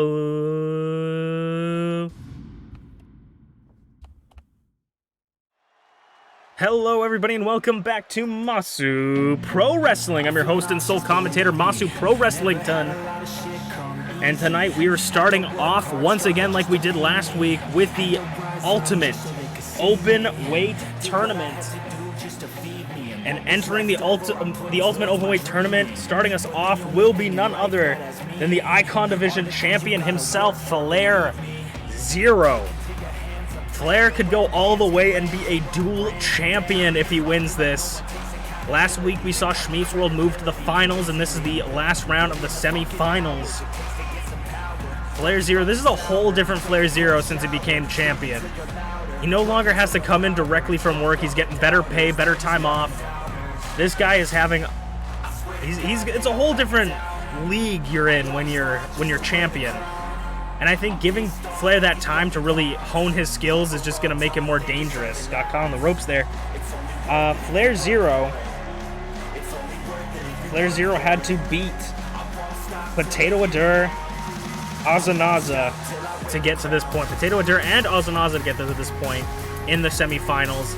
Looking to go all the way, but I would say Shmeeps has had one of the worst runs, or one of the hardest runs. But I feel like this is the person you don't want to go up against. This is fire versus water, and it looks like Garreth Unported is about to extinguish the flame of FlairZero here tonight. A man on a mission. Garreth Unported has been a man possessed since losing his openweight championship. That this tournament has turned into everything for him. We've seen him put his life on the line in every single match, looking to do it again. To get this far, Garreth had to go through MamaInu and Blueness. Had a pretty tough, he beat the former Ultimate Openweight Tournament winner from last season. Can Garreth move all the way through? We've seen very, very dominant displays against opponents here for Garreth, really showing the magnitude of this tournament for him. As those of you who are new to our channel and or don't know the backstory, Garreth is barred from the Icon Division Championship for the rest of the season. He is no longer eligible for the top title in the Icon Division. The only championships he's eligible for is the Tag Team and the Openweight Championship. So the Openweight Championship for Garreth is basically the World Championship. It is the most important title for him, and he held it. He was this close to being the longest reigning Openweight champion. He's now tied for the longest reigning Openweight championship with Tyranno Maximum after losing it to DancingWithDraven, who DancingWithDraven will defend it tonight against someone randomly selected. So we're going to start this off, and of course this is Falls Count Anywhere, anything goes, and Garrett's going to show you exactly what that means straight out of the gate. You can pin or submit your opponent anywhere in the arena or in or outside the ring. Weapons are legal, and basically you just got to go until someone wins.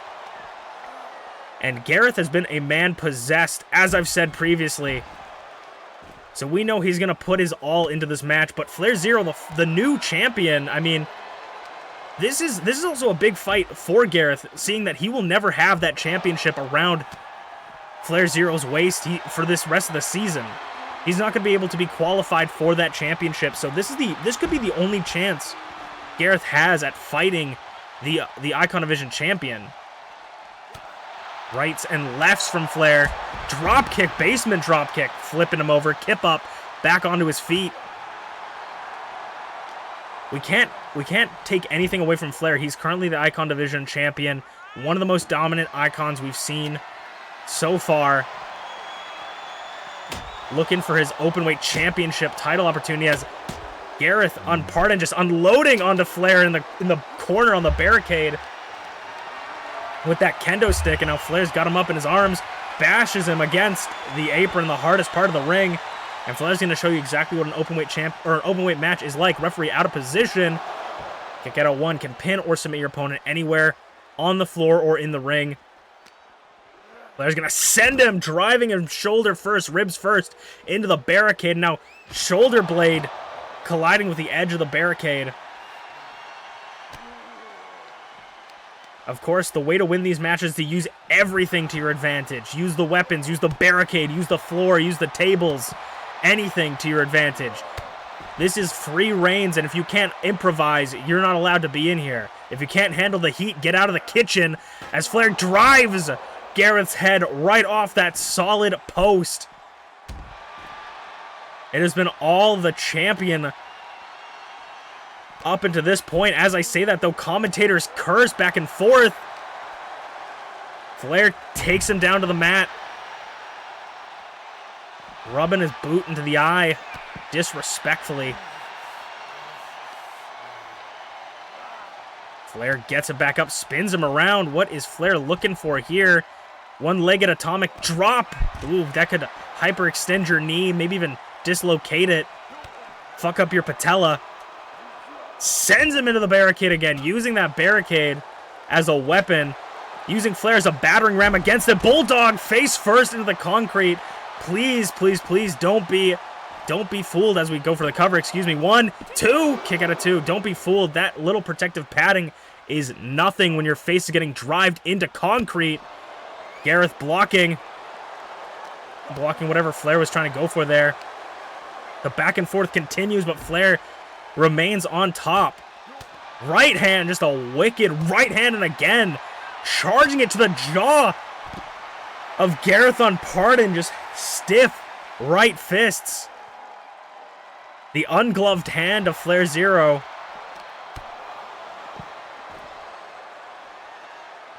Garreth maybe trying to eye his opportunity here. Needy T! Bouncing his head off the ground. FlairZero and a DDT to his own on the floor. Flair's got the kendo stick this time. The Singapore cane back up. Garreth, high caliber! High caliber from out of nowhere, but ooh! Flair playing possum. Garreth was gonna go for the pin. Flair playing possum, kipping back up real quick. Targeting the fingers. Flair is busted open on the side of his face. Double stomp to the chest. Garreth back up. Right hand again rocks him. Flair not giving him a second to breathe. Could this be the strategy to take down Garreth? Just don't give him an inch. Sending Garreth into the ring.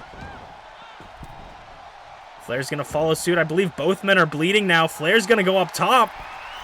What could he be thinking from on the top of the ropes? He certainly wasn't thinking about crashing and burning, but he does forearm.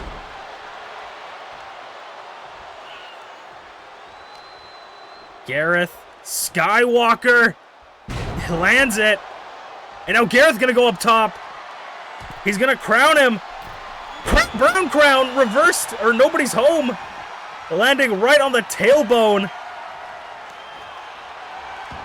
Gareth going to meet Flair on the outside and gets whacked in the head for his troubles. Flair goes for the cover. Referee, super out of position. Referee was daydreaming. Kick out at 0. Like they say, refs will win and lose you championships, and that referee just did Flair dirty. Flair definitely, you can see the wear on him right now. He's taking slow steps towards the ring. Below 0 connects!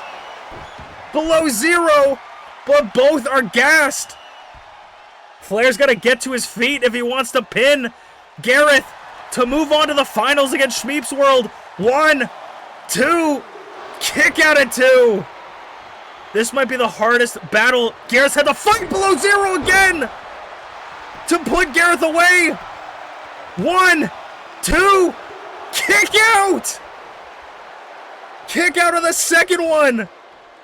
Flair can't believe it, and I can't believe it either. Kendo stick, big boot! Gareth trying to get some space, create some space between him and Flair. Second kendo stick in the match. Oh, Flair grabs it out of his hand. Gareth's got to try something big if he wants to win this. He is in dire straits, smacking it right across the left cheek of Flair. He's going to have a big red mark in the morning.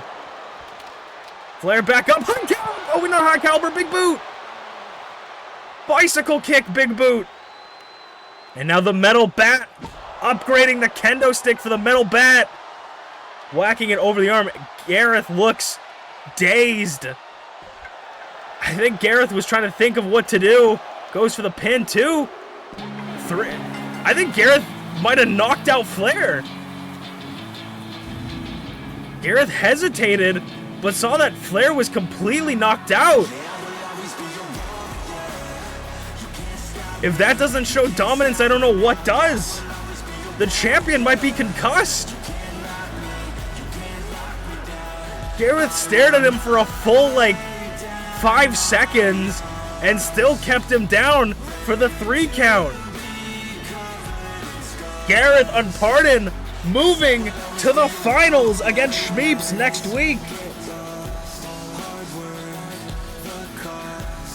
As we will move on to our next match of the night. Sheesh. I thought it was so over. I thought it was so over when Flair hit the second below 0. I was like, it's done. He's asleep. He's honk shoeing. I thought it was so fucking done, bro. You could not believe it. He pulled out 2. The way my jaw dropped. 5% of people believed in Garreth, and he picks up the win.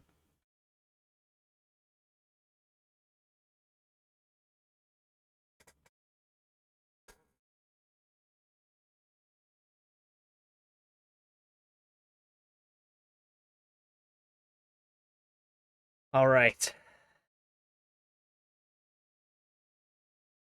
Let's get to the second match of the second show.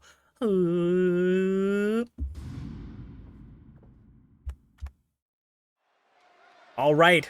The open weightness is not over yet. We are going to see DancingWithDraven defend the open weight championship, which is defended with everybody from any division randomly selected who will face DancingWithDraven. If she doesn't come out with the title, we're resetting this, but I don't know why she's coming out. Okay, I'm still resetting this, but that was weird. Champion comes out second. I would have done this all the time. Okay, we're gonna mute that real quick. I wish something to better come take it. No Mason need a new replacement. Decentralized can't contain it. Well, there's a life in the planet from a from a generation. What keeps you up at night? Yeah, make all the demons cry. Yeah, we were built to thrive. Yeah. When I have my home in the home, yeah. When I have my home in the home. Figure feeling like the old plan. Figure home in the home.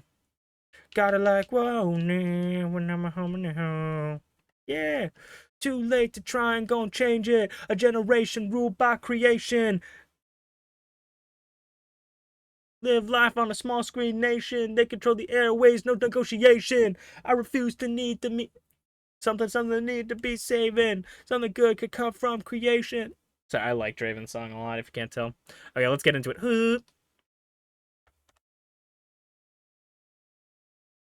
All right, the open weight matches are not over, as we will be seeing DancingWithDraven defend the open weight championship. The challengers are randomly selected from both divisions, and the championship is defended twice as many times as the icon or idol who will challenge DancingWithDraven for the open weight championship.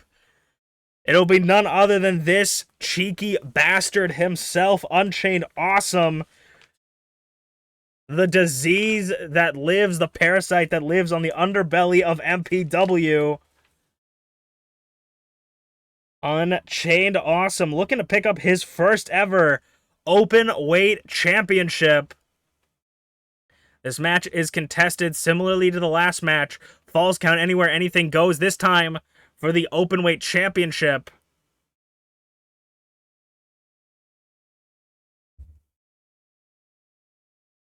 Unchained looking to earn his shot or earn the championship, win the championship. He was randomly selected. And the champion, if Draven can retain here tonight, she will join the very few, and when I mean few, I mean 2. Fuck! Okay. Thank you. God damn it. It's every time. Every time I'm like, okay, I don't want people to know this person because, like, the music will give it away. I'll mute the desktop audio. I never remember to fucking reset it. Every single fucking time. Okay, thank you. Wouldn't be an MPW stream without it, man. God bless America.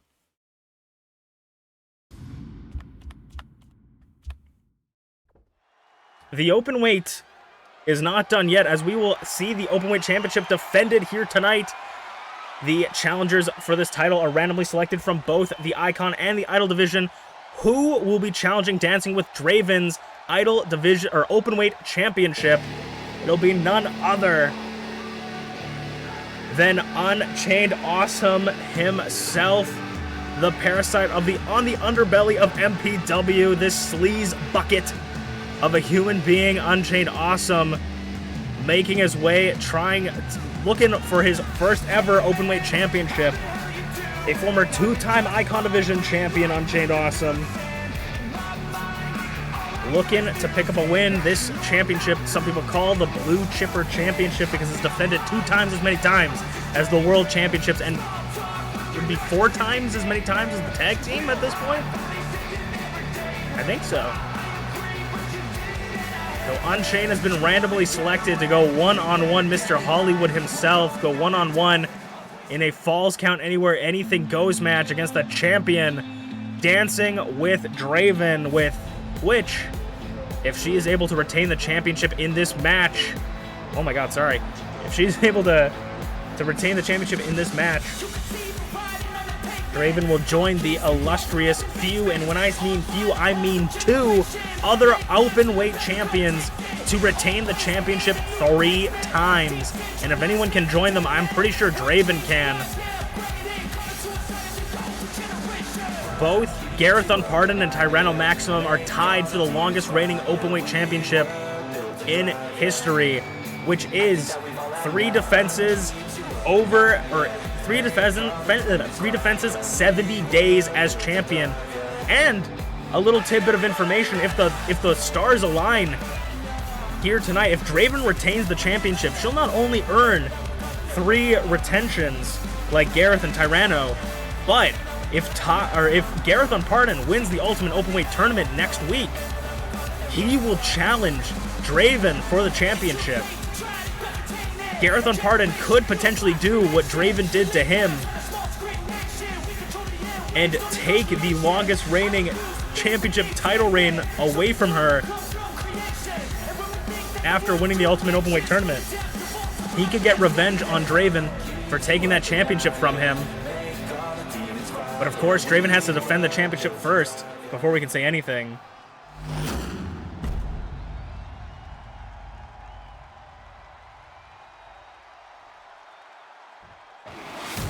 The open weight championship will be defended tonight. And as an unbiased commentator, I'm definitely thinking Draven's going to be winning this one, I think. I think that would be the best decision. But the challenger, Unchained, looking fierce. Draven and Unchained, way back in Season 1, had a small team-up against ShmeepsWorld and Merlin forever ago. And we don't see these two very often in the same ring.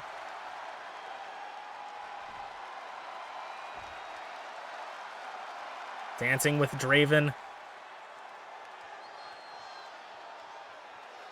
won this championship at Cursed with success. Looking to defend it one more time. The Openweight Championship, that is what it's all about as the referee holds it above his head. Falls count anywhere, anything goes. Right's already ooh, the clothesline blocked by the king of the clothesline, the self-proclaimed king of the clothesline himself. UnchainedAwesome gets a little bit of a combination on Draven, and now working the inside leg. Seeing as these two don't normally meet, being in 2 separate divisions, who can say how they'll be able to handle each other? This is going to be one of those matches where not only you're in an open weight match where you have to be able to adapt to your environment, the weapons, the rules, you're going to have to be able to adapt to someone that you don't really see very often. You don't have matches with very often. You're not in the same class. Big boy sent on by Draven, so we'll have to see how either of these two handle this match, but they're both going to make it to the outside. As I talked before, false count anywhere. Draven's back gets drived into the apron. That's where all the beams are connected to hold up the ring. All those metal beams. There's not much protection on that side of the apron, of the ring. DDT bouncing his horns off the floor, and Unchained might be out of it. Kick out at 1. But he had to use a lot of force to get Draven off him. Big boy senton, voiding the lungs of oxygen. And another one, this time getting his knees up. Super kick by Chain. Twisting Draven's chin all the way around 180 degrees. Knee strikes and chops. Chain super kick again. Caught this time. Oh, but he gets it. Still gets it. On the second go around.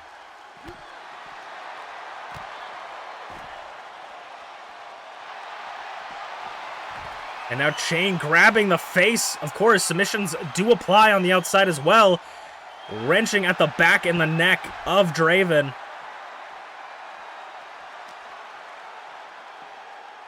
Draven pulling both arms over for a neck breaker. Bouncing the heads off the floor.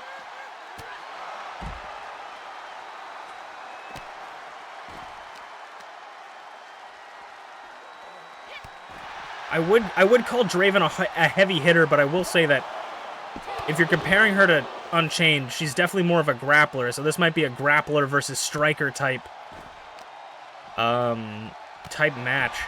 But she is just decimating, systematically taking down the champion is systematically taking down the challenger. Spin it, just rolling him around with each hit. Another big boy senton. A lot of damage to the chest already. Going for a nerve hold maybe. Chain gets that elbow in. Finally getting back up to his feet for the first time in like 40 seconds. But he might be meeting the floor real soon. The knees to the guts as the champion. Gonna try and slow things down, working over the neck. Pulling at the neck, twisting the nerves in the neck. It's not effective, but it's damaging. It's hurtful. It's painful. Sometimes, you know, it's not about how much damage you can apply. It's how much pain you can apply. And the knee strike to the abs. Not even the abs, the pectorals. Rolls up Draven for the championship. We could see, like, that's some sort of underhanded tactic that I would completely expect from someone like Unchained. Unchained gets slapped in the head. It's just smacked. He needs a couple smacks in the head. Sends Draven into the barricade in a right or a left hand, left hook. Draven goes through, drop toe hold. Bounces him head first. Draven just trying to end this early, and I would feel the exact same way.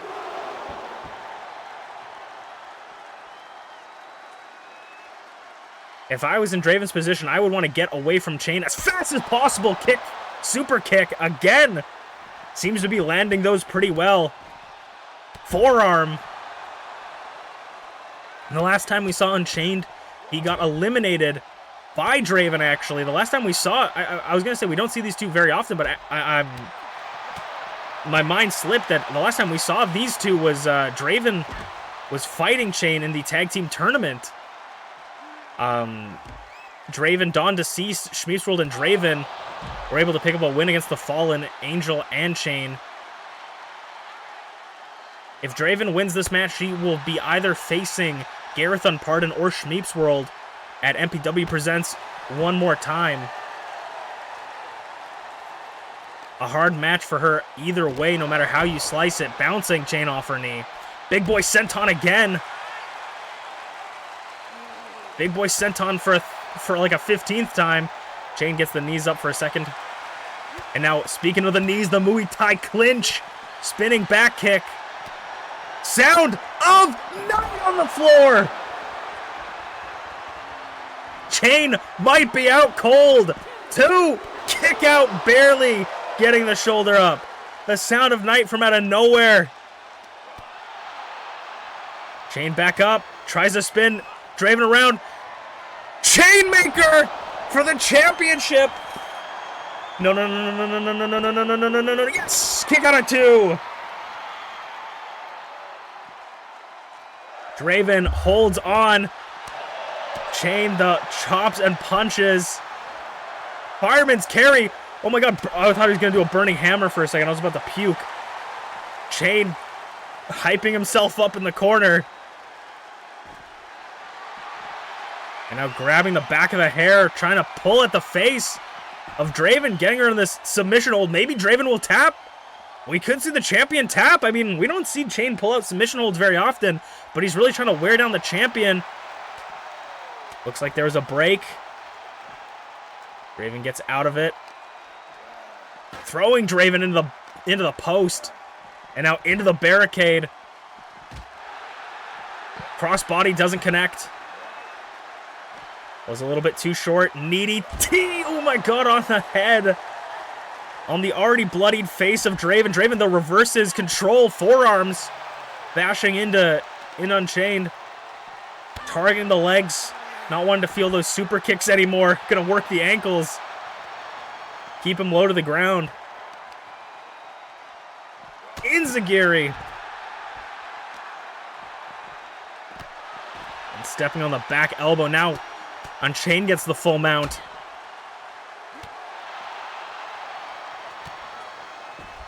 Once again, rolls over Draven, working over that arm. Ooh, left hook again. Takes down Draven. On top, palm strikes just to the head. A relentless barrage of palm strikes. Draven once again trying to get some momentum, but Chain grabs her, throws her into the ref. I think this might be the first time we'll see a weapon brought into this match. Another kendo stick to the thigh. Over the hips and thighs of Draven. I would say this is a very dangerous position for Chain to be in. On the unprotected concrete. Big boy senton. Talk about a rock in a hard place. Working over the legs again. Ooh, bouncing. Bouncing his injured knee. That's the knee that Chain dislocated in high school. DDT onto the concrete. Chain is writhing in pain.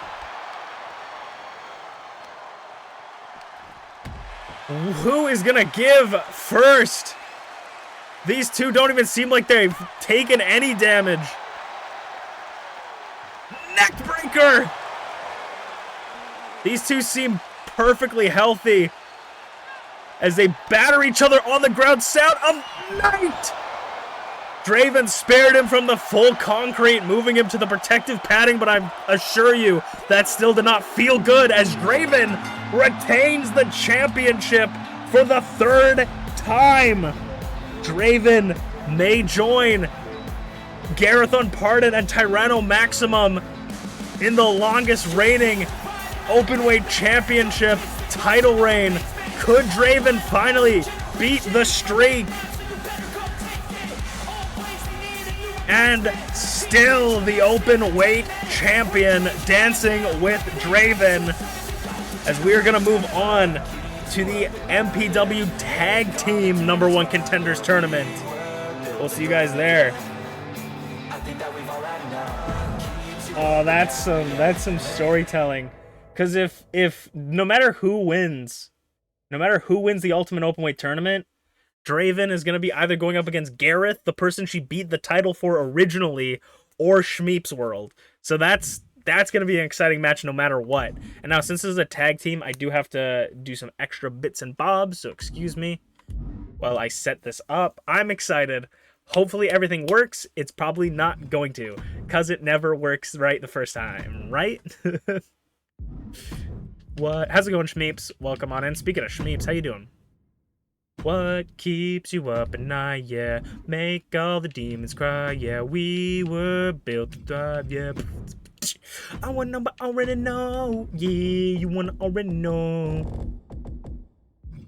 I'm happy. As much as Unchained getting a title would be cool because he hasn't really had a title in a while, I really like these long title reigns that we're having. Like Rize's one lasting like half the season at this point has been so good. Has it been half the season? What week are we on? How's it going, Flair? We'll be on week 35. So 5, 10, 15, 20, 25, 30, 35. Yeah, so she's over. This would be the 7th PLE, so over half the season as, or I guess not half the season as champion. So it would have been 6 months, because T would have had it for the first month. Glad MPW was able to afford these new cameras. It's looking amazing. I sure hope so, man. I also am pushing it a little bit because I was like, I did a test run and I'm like, that's looking pretty good. That's looking pretty good. And I did a test run, and then I went to the settings to make sure everything was good, and I was like, high quality models, check high quality textures. So I'm like, I moved it up even more. So I'm like, we'll see if this burns my computer to the ground. How's it going, Flair? Let's get into, actually not let's get into, because I gotta set up the predictions.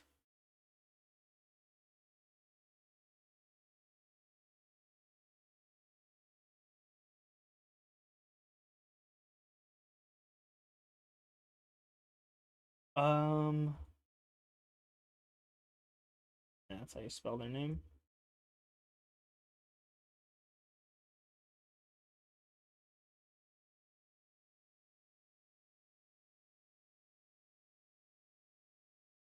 I'm having real high hopes for one of these tag teams, but if they don't win, that's okay, because both these tag teams are good.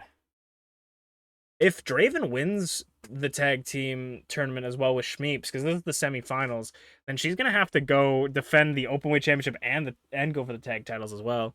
Okay, let's get into it. Ho. Actually, I said ho, but we have to wait for it to load. A generation ruled by creation. We live lives in a small screen nation. We control the airways, no negotiation. I refuse to keep to need saving. Something.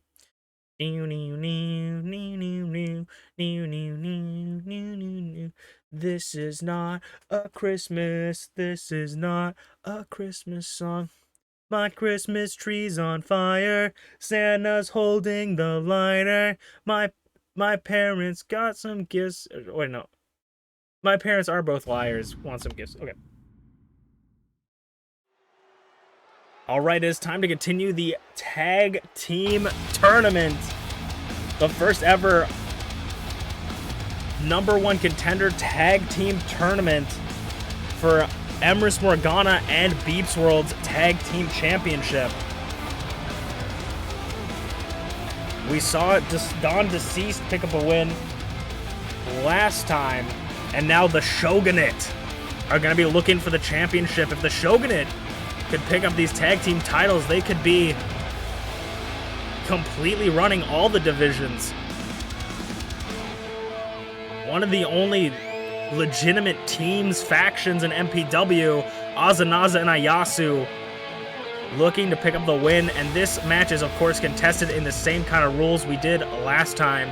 Falls count anywhere, one fall to a finish, tornado tag rules. Weapons are legal, anything's legal, you can pin anywhere in the ring.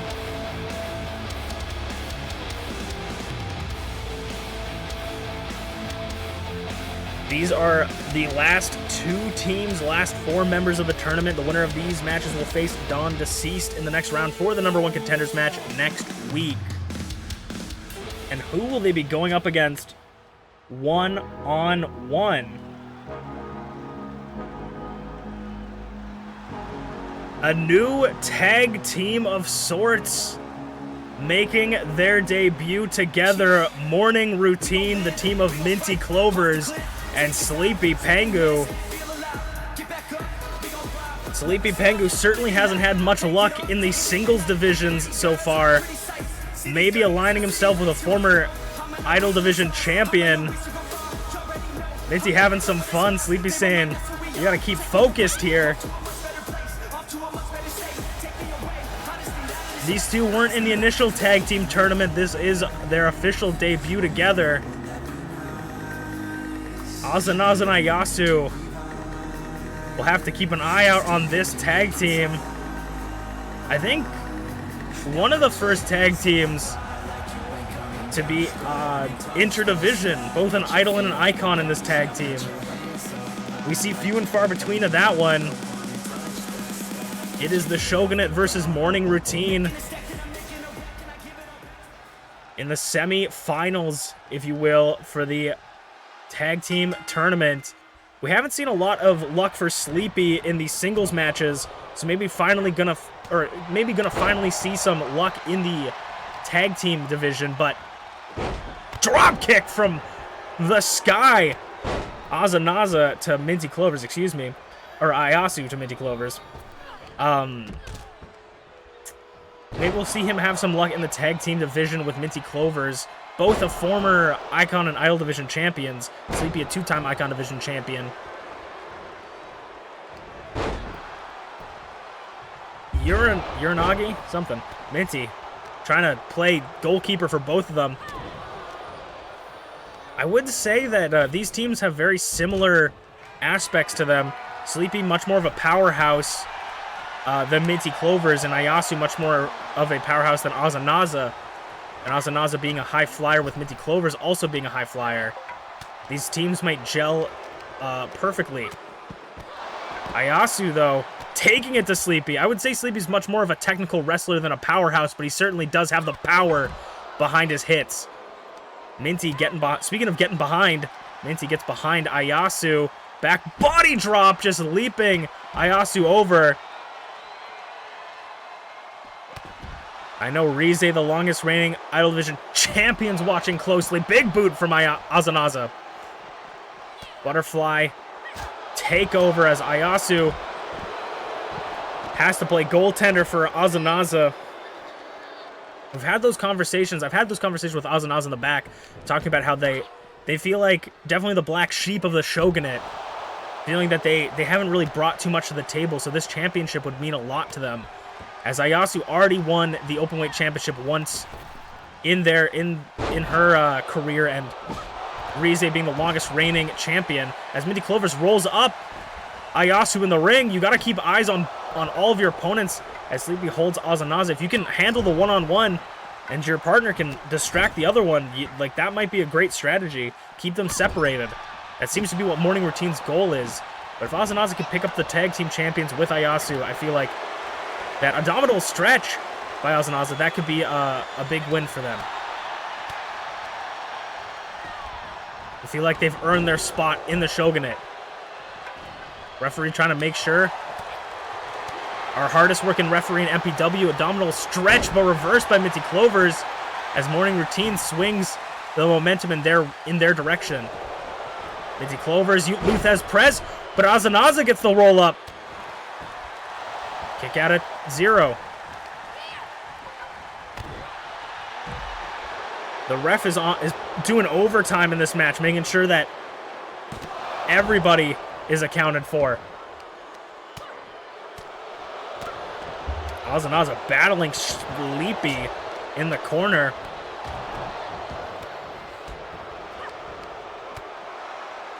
Elbow to Ozanaza's legs. It's just, Ozanaza and Sleepy are just going to war in the corner over here.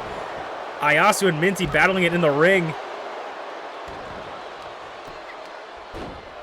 Minty was having fun in her entrance with Sleepy, and Sleepy was saying, hey, get it together. And it seems like Sleepy is just more intent on taking out Ozanaza from the running, just whacking them with this metal bat, doing as much damage as they can. My God, it's a massacre on the outside. Ayasu suplex. MintyClovers might be in trouble, though. If Sleepy's not careful, Ayasu could easily take the win. Butterfly powerbomb onto the floor. Minty feeling The Blues! Stealing Ayasu's finisher! Azanaza hooked the leg on Sleepy! Referee out of position, kick out at 0, but leaving Ayasu distracted or completely prone.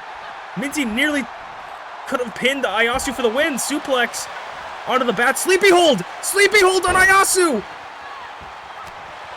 Will Sleepy tap out Ayasu, or will Ayasu pass out? Tap out or pass out is not in the vocabulary of Ayasu. As Sleepy immediately starts to run. Minty gonna come back in the ring. Trade dance partners. Nobody's home. Hits her right in the head with a chair. Minty going up top. What is Minty looking for? Azanaza is still out cold on the floor. Azanaza's taken so much punishment in this match.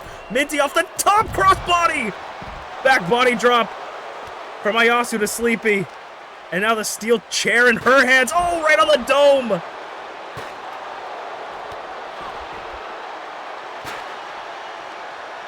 Sleepy rolls her arms through, but gets caught with it. Azanaza trying to fight back. The battle of the ponytails. Azanaza sending Minty over. Suplex. Ayasu might have Sleepy right where she wants him. With these chair shots back. Oh, fucking fuckbuster. Azanaza maybe coming for the save. Azanaza, yeah, coming for the save. Stopping Sleepy, knocking the chair out of his hands, leaving Minty to the cleaner. Ayasu. Ayasu feeling the balloons on the concrete. Ref's not paying attention. Where the fuck is the ref going? Okay, just fuck it. 1, 2. Ooh, kick out of 2. 1, 2. Kick out of 2 again. The Shogunate nearly taking it. DD? No, not a DDT. Going for something. Minty reversal clubs her.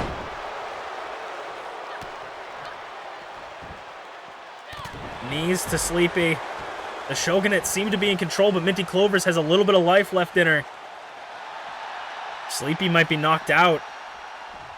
Standing shooting star press. Hooks the leg again. Ref, 1, 2. Kick out of 2. Ref trying his best to keep track of everything. Sleepy got Azanaza up. Go to Sleepy. Fisherman suplex by MintyClovers. 1, 2 for the tournament. No, kick out of 2. Minty, Northern Light suplex to Minty. Sends Azanaza into the ring. Ayasu and Sleepy meet in the middle. Shoulder and elbow tie up. Clean break. Sleepy, oh, Minty trying to sweep the leg, but didn't quite get all of it. MintyClovers, needy, oh my god, like a basketball bouncing it off the concrete. Another one, no, Azanaza doesn't want to see it, breaks it up. Ayasu, with her superior power, knocking away Sleepy. Sleepy breaks up the pin. I think that's the first time we've broken up a pin in this match. Sleepy reverses suplex. Release German suplex. Knee strike from Azanaza to Minty. Over the knee again. Both them down. The Shogunate stand tall. Azanaza waving goodbye to Sleepy. Bouncing her head off the concrete as Ayasu. Azanaza! Azanaza! The brass knuckles! The brass knuckles from Azanaza! Knocking Sleepy down. Russian leg sweep though. MintyClovers saves him! MintyClovers holds on for her team. Azanaza. DNA DDT to Minty. German suplex! Sleepy's back up, saving his partner. Sleepy and Minty having each other's backs. Minty back up. Boot to the gut again. Chair, but knocked out. Knocked out of his hands. The Shogunate definitely in the lead here.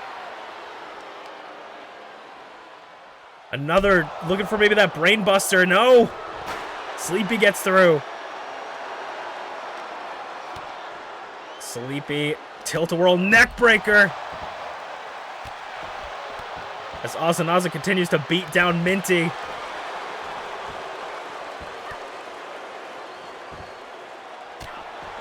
Sleepy now getting some offense onto Ayasu. Ozanaza, though, coming in for the save. Inverted DDT.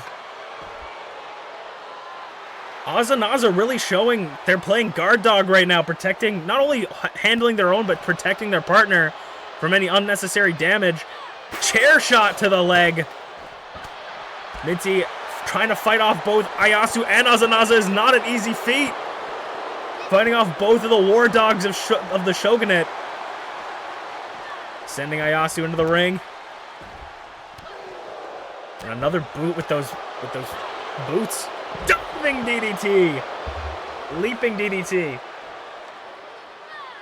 Ozanaza, I mean, Ozanaza talks about self-worth and wanting to be, you know, a valuable part of the team, but I'd say Ozanaza's carrying their own right now.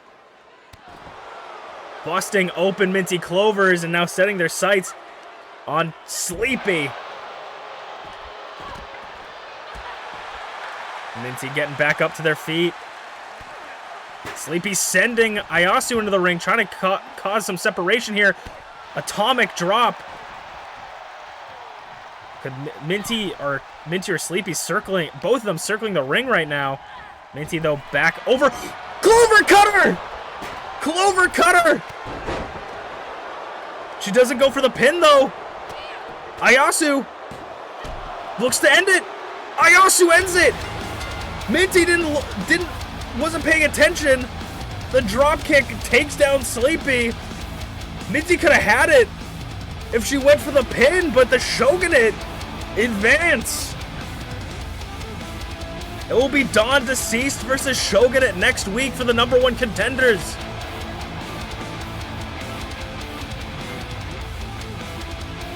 No such luck for MintyClovers and TheSleepyPengu, as we will move on to the main event of the night.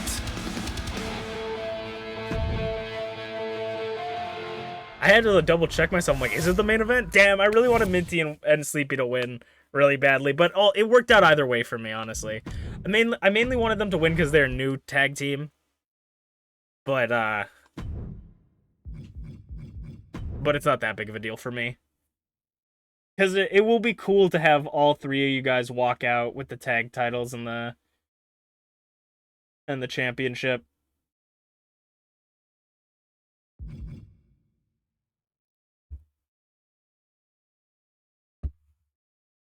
Okay.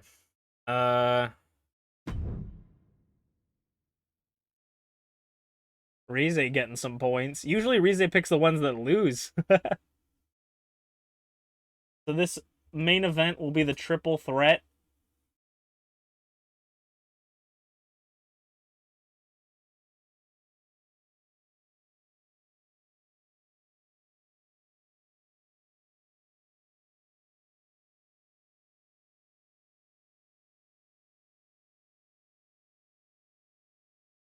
So let's hope for a good triple threat, okay? The winner of this triple threat will face off against TeaTheShiba for the #1 contendership. We're going to see Angel versus Zarataro for the #1 contendership. And then it's Dawn Deceased versus the Shogunate for the #1 contendership. And then we're going to see the finals of the Ultimate Openweight Tournament next episode. So I would stick around as we move on.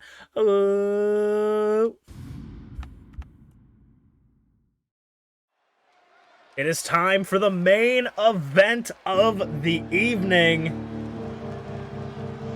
And it is the second triple threat to determine who will be in the #1 contendership against TeaTheShiba for Rize's Idol Division Championship. Someone that was in the Elimination Chamber last year. And I believe this year, if I can get my notes. Yes. They were in the Elimination Chamber last year and this year, and were still unable to come out on top. None other than the demonic Bunny Bean of MPW, Usaino.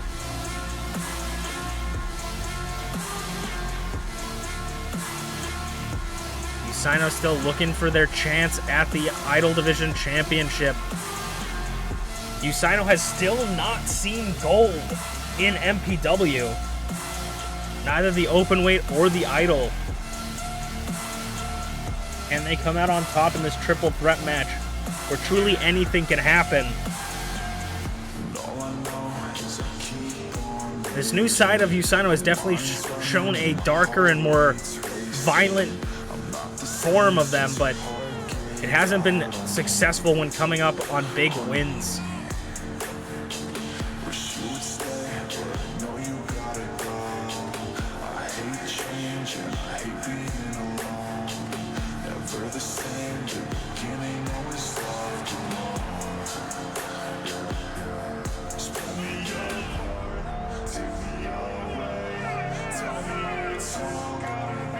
We all have masks we put on ourselves to protect us from the world around us, and it just so happens that UsaiNo's mask is much more visible than others. This new form of UsaiNo, masking the pain, pushing through it. Is UsaiNo going to be able to move on against TeaTheShiba for the #1 contendership? I know Rize's watching down, celebrating with the Shogunate after their win. But I know Rize's watching down from the top, the champions booth.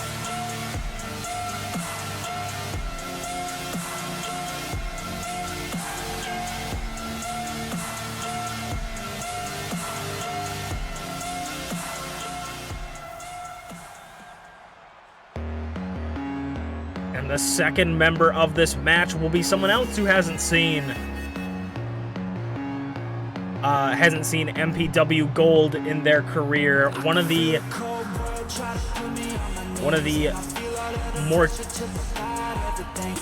more experienced members. I was trying to think of like how to fit tenure in that. Someone that's on their tenure still in MPW. It's MamaInu, which would be a classic one-on-one match if MamaInu could continue through a classic one-on-one match, mother versus daughter, for the #1 contendership. Can MamaInu finally grab that brass ring, move on, and get a shot at the Idol Division Championship? I don't even know if MamaInu's gotten a shot at an Idol Division Championship, let alone gotten the championship at all.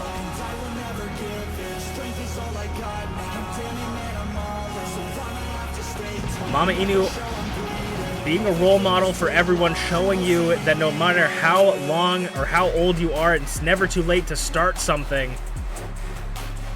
It's never too late to try, and you can't give up. You know, it's never too late to keep going, and that's exactly what MamaInu is showing every week when she shows on MPW TV.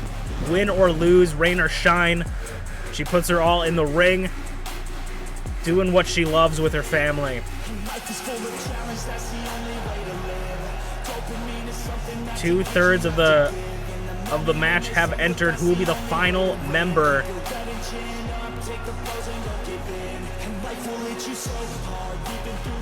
Who will be the third and final member of this match? It will be none other than B.A. Tycho's good little soldier, Blueness. Blueness was unable to qualify, failed to qualify for the Elimination Chamber, and I definitely heard some heated conversations in the back between them and B.A. Tycho.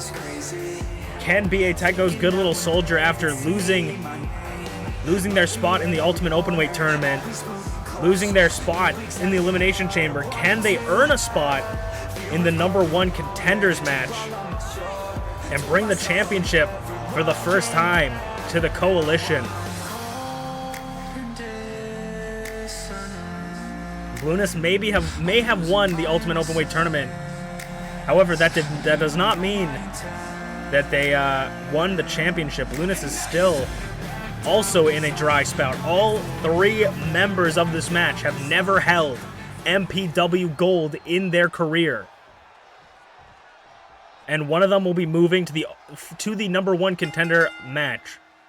Is this triple threat Anything goes, not falls count anywhere. One fall to a finish, meaning you must pin your opponent inside the ring. But you may use weapons and be on the outside of the ring for as long as you'd like. Inverted DDT onto the knee. The bunny came running to the dog, but the dog knocked them away, swatted them away. Spine buster by Blueness to MamaInu. Blueness is going to start off the match already going to the outside, wasting no time. Atomic drop into another atomic drop to Usaino. Kendo stick. We're going to start needing to get more stocks of these kendo sticks with the amount of uses we get out of them. Drop kick. Oh, I thought that wasn't going to connect. I thought that was a little bit too far, but leaping across the ring. Blueness is going to meet MamaInu on the outside. Of course, a reminder through the ropes. Usaino inadvertently saving MamaInu from a whack across the chin, using their body as a freaking missile. I would like to remind everyone that they can only win inside the ring. Scoop slam. But they can spend as much time on the outside. Drop kick. MamaInu back up, sending Usaino into the post. And another scoop slam. But something that these idols love to do is fight it out on the outside, no matter how long it takes. And what they love to do is take it to this ramp and never leave. But MamaInu's gonna leave! Oh my god. Crazy. MamaInu battling it out. Now meeting Blueness. Usaino's gonna send MamaInu. A strategy that some people like to do, double stomp rolls through. Some drop kick. A strategy that some people like to impose in these triple threat matches is to fight on the outside, do as much damage on the outside, double stomp, and then bring your opponent into the ring. And they like to separate. They like to separate one opponent with the other by moving one in the ring, keeping the other on the outside. But we're gonna see them move back into the ring. Drop kick a little bit too slightly off, too short. Punch to the face, off the ropes, and Usaino's gonna get pinned, but Blueness is there to get it, break it up. Blueness! Oh my god, almost jumping over Usaino for a blue moon, but completely whiffed it. Back body drop. I don't know if I've ever seen Blueness whiff a blue moon like that. Butterfly, no. MamaInu takes them down with a clothesline. Flying forearm kip up. MamaInu, the ring general right now, taking complete control, putting these two in line. Sling blade though. Usaino now turning their sights on Blueness. Gonna go for a cover as MamaInu's outside. I mean, a smart tactic, but a little bit too early for you to call it. And another double stomp this time to Blueness. Showing Blueness how it's done, and Blueness is gonna try and get some space. MamaInu, of course, pulling a play out of Usaino's handbook. 2 count, but a kick out. I think it's a little bit too early to get that 3 count, get that extra digit. But it's a good strategy. Roll your person out of the ring, make sure the other opponent's gone. Go for the pin on the one in the ring. Usaino gets flipped around. Old tricks by MamaInu. MamaInu going for the cover. 1, 2, but Blueness breaks it up. A near fall for MamaInu. Almost taking it. Drops her down in a double stomp. Gonna work over the arms as Usaino slowly gets back to their feet. Blueness going up top. Is Usaino going to... Usaino's going to interfere, sending Blueness off the top rope. Whatever Blueness was going for might have not been for Usaino, but they wanted to make sure that that extra damage got dealt to Blueness, tossing them off the top rope. And now MamaInu going up top. What is MamaInu looking for? Axe handle, but reversed by Usaino. And Blueness is going to take their time, look for their strike, look for their opportunity, an EDT, but unfortunately gets caught. MamaInu almost sends Usaino to the corner, gets held on with the Irish whip. Blueness from behind, shoulder tackle. Straight to the spine of Usaino. Now Blueness is going to take the punishment to MamaInu. MamaInu is definitely taking the brunt of the assault by both these two. Ducks the chop. German suplex by Blueness. MamaInu trying to get out of the ring. Feeling vulnerable. Drop kick to the floor, but Blueness not paying attention. Gotta have eyes on the back of your head in this kind of match. Busting the kendo stick over Blueness's mask. Usaino going up top. Body stomp. Nobody's home. Off the ropes. Doesn't connect with the moonsault. Leaping DDT. Blueness going up top. No, Blueness just not having it today. Nobody's having it with Blueness' shenanigans. Knee to the chin. Off the ropes, scooping them. And Blueness back up on their feet. Gonna roll through. Showing that athleticism. Drop kick. I thought they were going for a Shining Wizard. Hooks the leg for MamaInu. Usaino's down. 2. Near fall. Blueness back up on top again. Going for a second one. No, once again can't connect with the Blue Moon. Facebuster. Scoop, slam, trying to keep some people down. Blueness has failed to hit their Blue Moon twice. Just no luck off the top rope for Blueness in this match. MamaInu bouncing them headfirst off the turnbuckle. They were gonna go for a super kick, but Usaino kicks their legs out from under them. Powerbomb in the corner. 1, 2. Kick out at 2. Gets that shoulder up barely. Kip up. And now the educated feet of Usaino. Kip up. Usaino's not going down. Tucks it. Punches. Lighting up Blueness. MamaInu back behind them. Powerbomb. Usaino's already taken some pretty heavy moves from MamaInu.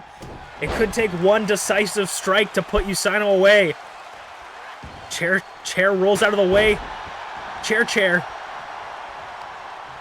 And a knee busting MamaInu open. The knee cut the temple of MamaInu. Slapping the mouth of Usaino. Swing and a miss. German suplex. Elevated German by Blueness. What beautifully done maneuver by Blueness. Was hesitant for a bit, but tries to go for the cover. 2. Kick out of 2. The hesitation made it cost them there, but I think Usaino would have broken it up either way.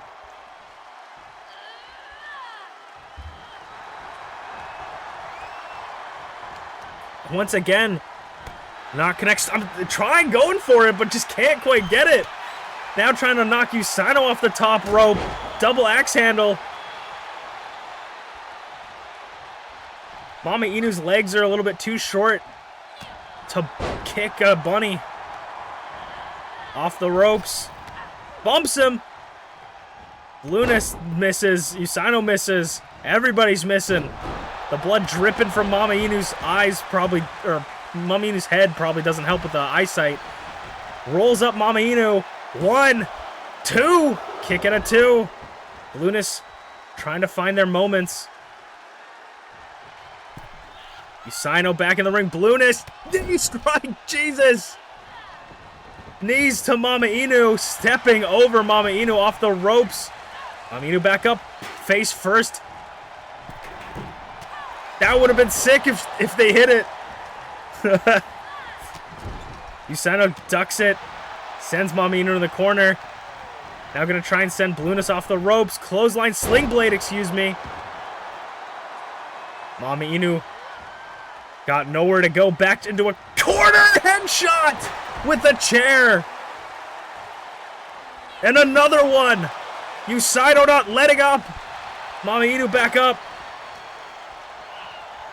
Oh, MamaInu and Blueness A temporary truce, double neck breaker. But short-lived. Uppercut. Blueness now looking at that steel chair. Flips Blueness around. Up to her old tricks again. MamaInu the only one able to hit big moves off in this match. 2. No, kick out of 2. MamaInu nearly had it. Just as I say that, though, MamaInu's about to be sent down the rabbit hole. Down the rabbit hole, has to turn. Usano expertly having to turn their attention to Blueness. But unfortunately, Blueness has their number. I don't know what. Blueness is just thinking, maybe I can steal the win out from under them. But Usano, of course, right there, going to break it up. Forearm to the chin. DDT.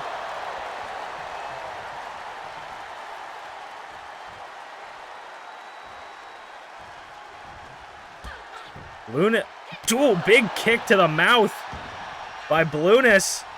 It's really anybody's game at this point. Headbutt with the chair. Not headbutt, but a headshot to the chair. MamaInu rolling out of the ring. Leaving Blueness and Usano all alone. Could this be enough to put Usano away? 1, 2. Kick out of 2. Blueness nearly moving to the #1 contenders match. Blueness maybe looking for another weapon. MamaInu's back up. Usano's back up, but doesn't connect, and now all 3 are on the outside. You gotta remember that you can't win on the outside. MamaInu, pile driver! Pile driver to Blueness. The pile driver was so hard I went back to Blueness' old name. Inverted. DDT onto the knee. MamaInu's gonna meet Usano in the ring. Blueness. MamaInu knows where it is to win. Northern Lights suplex. Blueness got the chair. Now MamaInu's tired of waiting for these young whippersnappers to get into the ring. Blueness said, stay in the ring. You stay in there. Gets the kendo stick. Blueness said, I got time for you. Kendo stick to the back. Blueness made sure Usano's down. MamaInu's down. Could that kendo stick strike be enough? No, kick out of 2.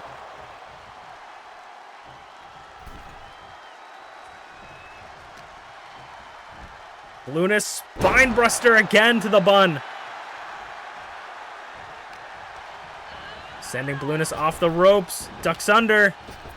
Jumps over. Back elbow. Spinning back elbow. Hooks the leg on Blueness. 2. 3. MamaInu will meet TeaTheShiba next week for the Idol Division #1 contendership. Can MamaInu do it and go all the way? Thank you so much for watching Masu Pro Wrestling. I'm Masu Pro Wrestling 10, and I will see you guys next week. Let's go. Also, the stream's not over, just in case you guys were wondering. We got one more show. We got the finishing the Ultimate Openweight Tournament. #1 contenders for the tag team. #1 contender for the Icon. #1 contender for the Idols. I wouldn't want to miss it if I were you, but I'm not you. You can make your own decisions. I'm not your dad, though I could be.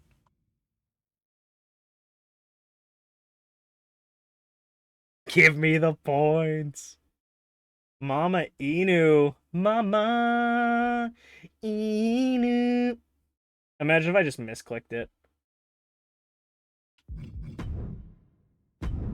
I don't know why Universe Mode has like a hard-on for teaming up Rize with Emrys Morgana. Like, I have no clue. Like, every time I load up the matches and they're all like preloaded up and whatever, it always is like a match with Rize versus someone and then Emrys Morgana in her corner. So this finals, I gotta do something actually real quick.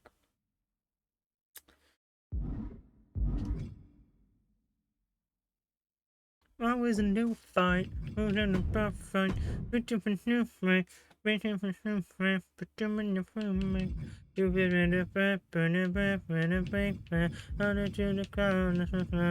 taste that.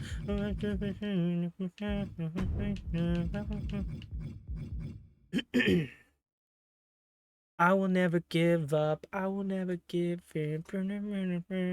I'ma see me leaning. Okay.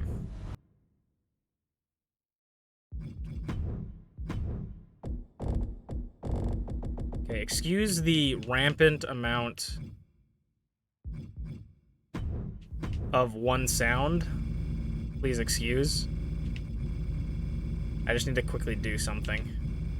And it requires me to scroll a lot.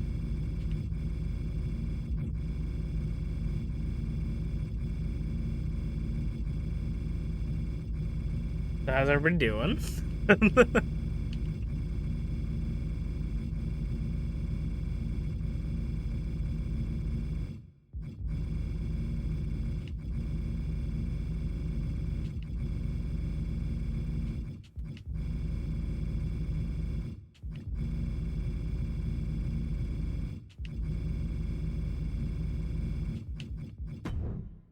And then...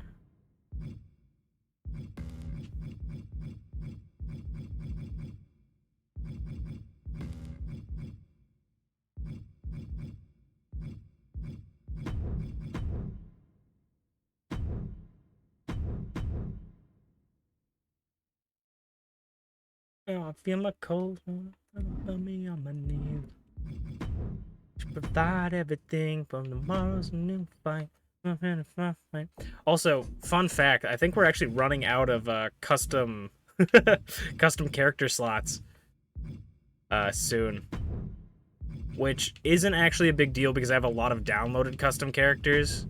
So, it's not actually that big of a deal because I can just delete them. But I was like, because you can only have 2 attires per person. So sometimes when I make another attire, I just make a copy of that person to save the like Usino, for instance. I don't use, and Glitchy. I don't use those other attires anymore, but I want to still have like them backed up in case we need them. So, and God forbid if anyone has any more than 2. I don't think anyone has more than 2 right now. Okay. I'm actually gonna go to the bathroom super quick. Also, I just remembered, I gotta remind myself, I don't have the clip shows on this computer, actually, I'm pretty sure. This will just be a black screen. So I'm gonna just BRB super quick. I apologize. Take this opportunity to fill up your water bottles, get some popcorn, get some snacks, and go pee yourself. Stand up and stretch, all that stuff.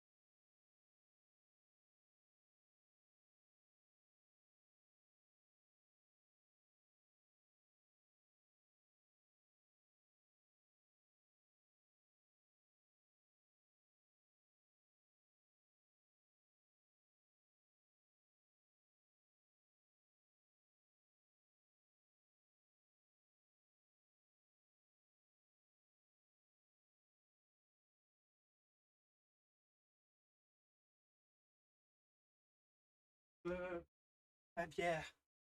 Hopping on my home and home, yeah, you want a home and home.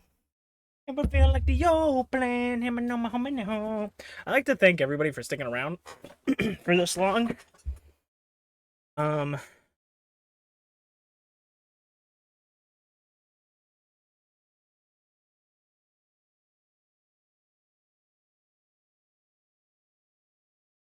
like to thank everybody for sticking around with me for this long. Always appreciative of it. So then this.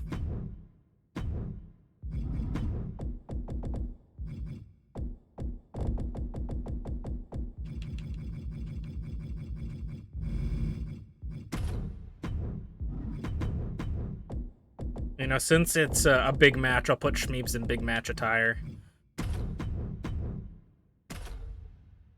Yeah, well, oh, I just realized Shmeeps is doing a double shift. I just realized Shmeeps is doing a double shift. Because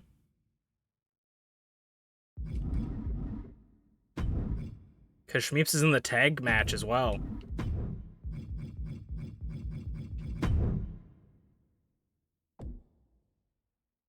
To be honest, I actually didn't even think about Shmeeps doing a double shift because I 100% assumed Bonk was gonna win, to be honest. I was prepped for Bonk winning.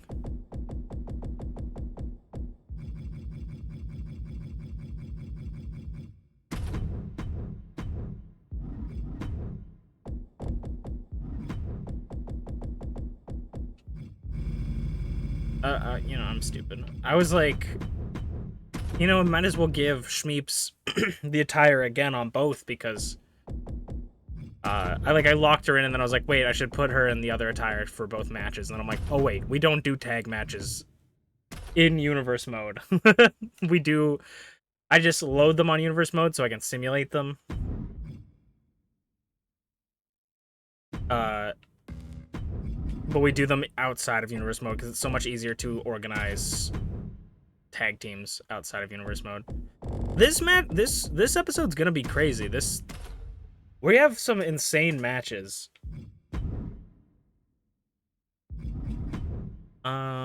What is it called? Like, we have some insane matches.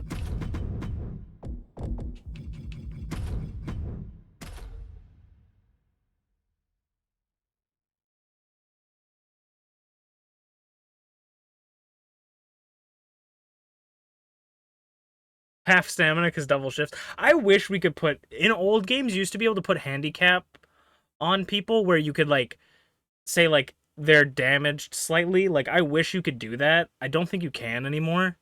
But back in the day, you used to be able to do that. I think you can do that.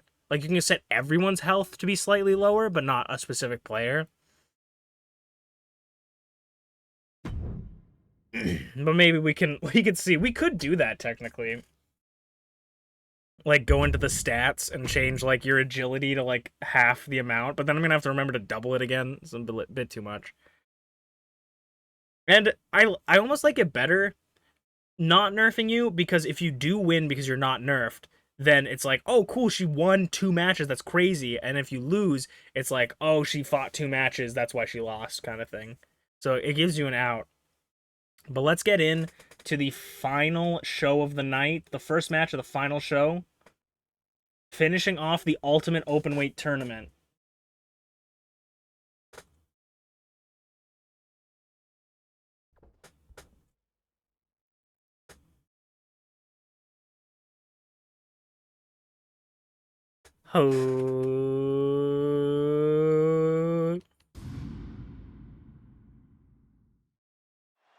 Hello, everybody, and welcome back to Masu Pro Wrestling. I'm your host and sole commentator, Masu Pro Wrestling Ton, and tonight is going to be a historic night of matches. We will have ShmeepsWorld versus Garreth Unported to start off tonight's match. Excuse me while I grab my notes that I so carelessly threw on the floor. ShmeepsWorld versus Garreth Unported to finish the finals of the Ultimate Openweight Tournament for Season 2. ShmeepsWorld had to go through Tyranno Dragthulu, MintyClovers, and Bonk to get to this point. All the way to the finals. Looking to become the ultimate openweight of Season 2 and earn an openweight championship title opportunity. And ShmeepsWorld's matches have been quite a road of, a hard road to get through. And this, I think, is going to be the hardest match for ShmeepsWorld out of any match. Because she is going up against Garreth Unported, who we saw fight last week against the current Icon Division champion, FlairZero, in a hard-fought match. One of the hardest matches we've seen Garreth fight in a Falls Count Anywhere match. So maybe that could have done enough damage to give Shmeeps that a little bit of a advantage. But speaking of advantages, ShmeepsWorld is also set to not only wrestle this match, but wrestle the next match in the tag team #1 contenders match. If Shmeeps wins both these matches on this double duty, she's going to be doing double duty on Saturday at One More Time. Certainly One More Time is what Shmeeps is, but One More Time is what Garreth Unported wants to do. If ShmeepsWorld wins this match, she will fight her tag team partner that has to work with her tag team partner for the tag team championship. Garreth Unported, looking for this openweight championship title opportunity, wants to take it out from under Draven, make it so Draven is not the #1 contender, or the longest reigning openweight champion. As we're gonna start out, it is Falls Count Anywhere, anything goes. Shmeepsworld comes out of the gate running with that Hurricane Rana, hopefully not using up too much of her energy. Bulldog out of the corner, hooks the leg immediately on Garreth. Kick out of 2 already. I mean, Garrett's showing signs of maybe some damage from last week. You have a week to rest up, but doesn't mean backstabber, doesn't mean that it's going to be enough. Hooks the leg, 1, kick out of 1. Shmeeps wants to end this early. Needy T.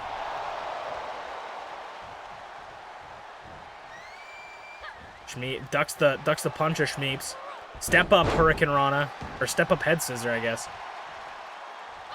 Garreth is looking weak right now. He's looking tough. It doesn't seem like he's got a lot of gas left in the tank. Inzagiri, as I say that, he gets back up, but not for long. The momentum not too long in his favor. Garreth off the ropes, arm drag.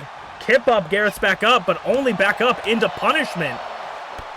Elbow to the forehead. This is for the Ultimate Openweight Tournament victory. This is, whoever wins this is the Ultimate Openweight of Season 2.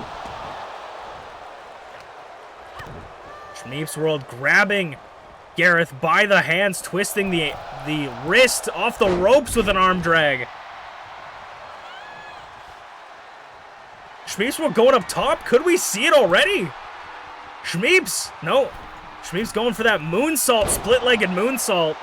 Hooks the leg again on Garreth. It's like Garreth isn't even here. 2 count. A near fall again. Has Garreth climbed this far just to give up? Gonna roll out of the ring. ShmeepsWorld gonna follow suit, crashing and burning to the floor. Could that have been the opportunity Garreth needed? Spin kick takes him down, though. Garreth back up.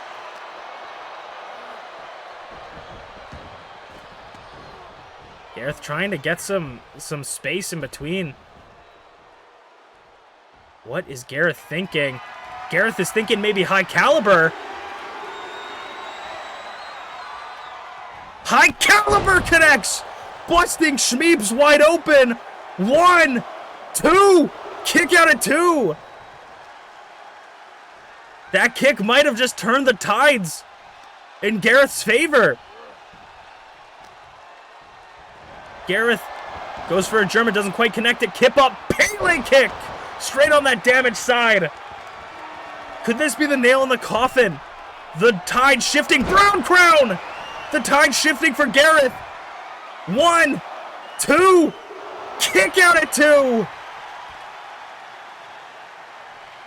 Garreth thought he had it. That quick burst of energy, but he's not giving up yet. That cut looks bad over Shmeeps' eyes. Sweeps the leg.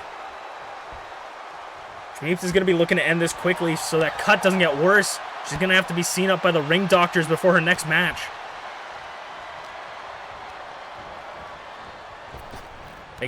Bumps him to make sure that she's able to compete. Sling blade by Shmeeps and drop kick. Shmeeps going over. No, doesn't. Thinking about the critical roll. Goes against it. Clothesline, though. Still catches it. 2.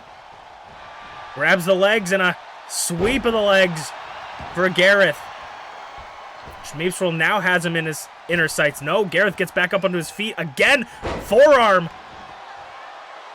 ShmeepsWorld rolling him up. 1. Kick out of 1. Misses the Hurricane Rana. That could have cost her the match there. Release German suplex, tossing her across the ring like a sack of shit. Garreth the kendo stick, paying dividends, these kendo sticks. Waiting for her to get to a knee. Shmeeps rolls through it though, knocks it out, off the ropes. Head scissor. Dizzying Garreth. Off the ropes. Garreth about to show. Anything you can do, I can do better. I can do anything better than you. Gonna meet Shmeeps on the outside. Shmeeps rolls in front of the French-Canadian commentators table. Garreth is very dangerous on the outside. You never want to spend too much time out on the outside with Garreth. Flattening ShmeepsWorld. Garreth rolls through. 1, 2. Kick out of 2. ShmeepsWorld nearly. Her dreams nearly dashed by Garreth. What is Garreth? Maybe looking for that kendo stick again.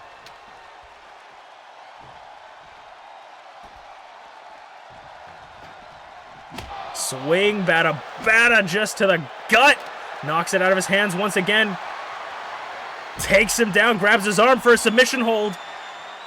Working over Garreth's arm. Garreth rolls through barely. Stands back up on his feet. Trying to get Shmeeps in the ring. Looks like Garreth is running close to empty. Trying to get a breather on the outside. Ooh, Shmeeps knocks his legs. Oh my god, ShmeepsWorld setting him up top. Garreth's about to take a big fall. Superplex.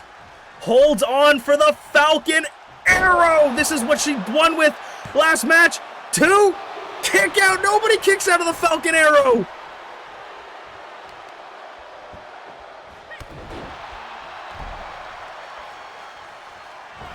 Garreth is in trouble. Shmeeps has him. Clothesline. Critical roll. Ooh, expertly done. I mean, she was looking for the... I think Shmeeps was looking for the around the world. Expertly done. Rolls out of the ring. But he's still not out of the woods yet. Shmeeps sends him back in. That's what she wants to do. She wants to go for around the world, I think.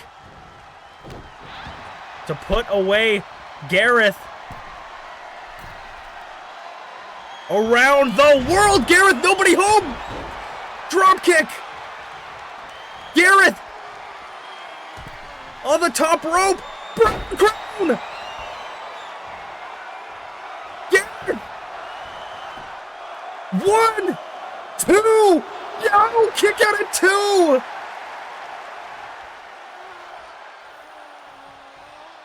Garreth thought he had it.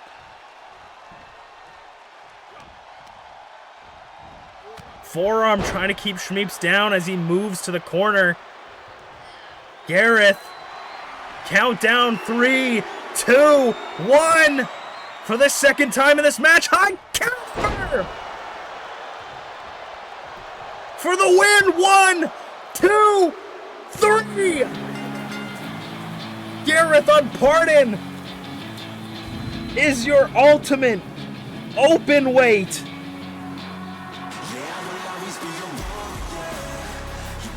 This title has meant everything for Garreth in Season 2, and he wants it back. He will challenge Draven at one more time. Garreth wants his run back with Dancing with Draven.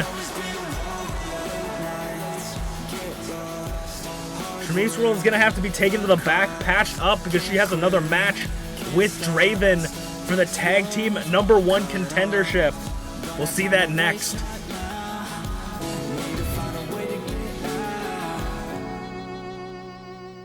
Thank you, Dina Farrell?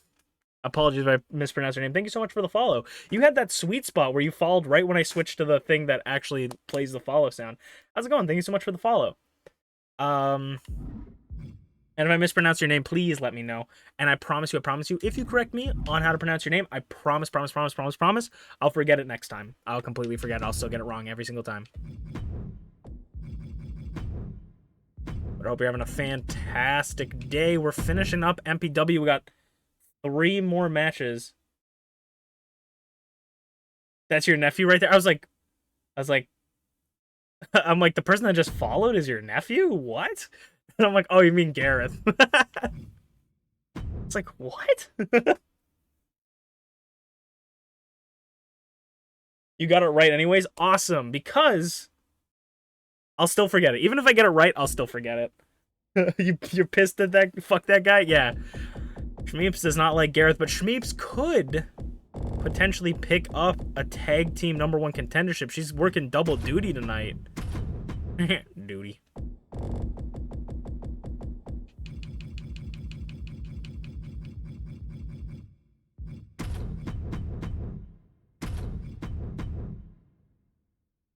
Who will be #1 contender? The first #1. We could see a Shmeeps versus Beeps battle it out.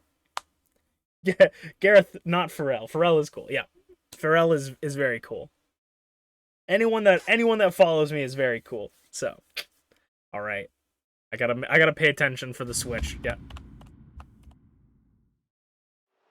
After that match, I don't know if Shmeeps is gonna be able to continue, but if she wants to be the #1 contender for ShmeepsWorld and Empress Morgana's tag team championships, she's gonna have to quick.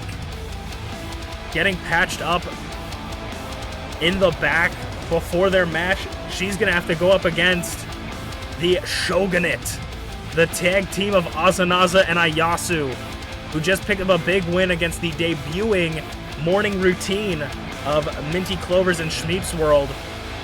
MintyClovers and TheSleepyPengu. I got ShmeepsWorld on the brain. Ayasu and Azanaza very dominant in their match. I would say they had really good coercion. Azanaza, I mean, I've talked with Azanaza before in the back, and they always talk about, we talked about this a little bit last week, but they talk about how they feel like they're the black sheep of the Shogunate, not really showing their worth. They haven't really gotten anything on paper, no championships, no big wins. But I'm gonna say that Azanaza, I think, carried that match for the Shogunate, the MVP of that match, playing both offense and defense for their team. We'll have to see if they can continue this and then bring that tag team championship home back to the Shogunate with Rize. We know Rize's watching up at the top of the tower, but they're still gonna have to go through a pretty difficult match. Don't let the lack of title confuse you. Draven is still the open weight champion, leaving it at home, throwing out the singles titles for the tag team division. Could have also been that she forgot it, had to rush to her friend. But it looks like Shmeeps' cut was patched up in the back, and it looks like Shmeeps and Draven, for all things considered, are ready for it. Draven's gonna have to worry about If Draven wins this match, she'll have to do double duty on one more time, being the openweight champion. She'll have to defend it against Garreth, the winner of the Ultimate Openweight Tournament, as well as challenge for the tag team title, so it could just not be in the cards for Dawn Deceased.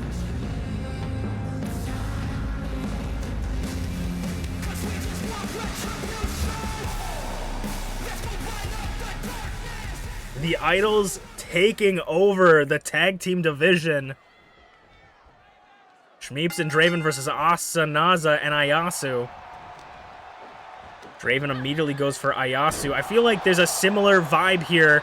Asanaza and ShmeepsWorld, both high-flying competitors. I mean, I wouldn't even necessarily consider Asanaza necessarily a high flyer, but a crafty, fast competitor. And Ayasu and Draven more of hard-hitting grapplers. Ayasu thought of as the powerhouse of the Shogunate. Dropkick from across the ring. It doesn't seem like Shmeeps is showing anywhere. Over the top! It doesn't seem like Shmeeps showing anywhere from that last match. Diving across the ring, or over the middle rope. Of course, this match is falls count anywhere. One fall to a finish. Ugh.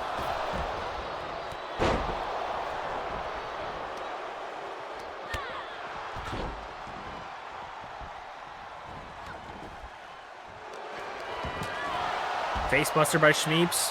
Asanaza knocking the bat out of Draven's hand.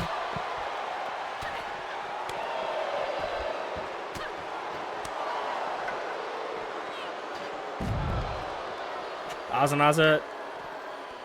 Needy T from ShmeepsWorld to Asanaza.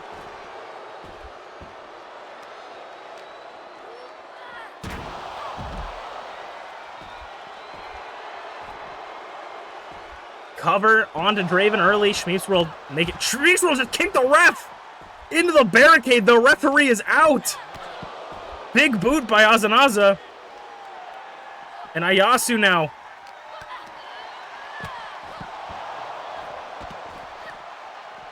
German suplex into the barricade.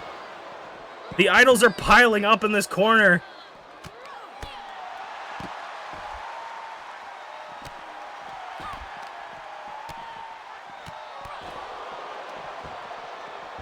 And a back body drop rolls through. Ayasu trying to fend off both members of Dawn Deceased. Facebuster. Shmeeps, you can see you do see the effects of the previous match already taking hold of Shmeeps. That little burst of adrenaline at the beginning seems to be wearing off.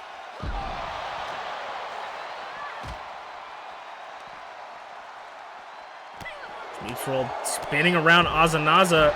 Asanaza hooks the leg on Asanaza, but Ayasu breaks it up.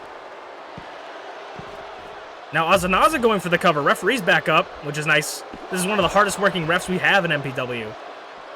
Big boot! Now both double pin! This is how Dawn Deceased won it last time. Kick out in tandem.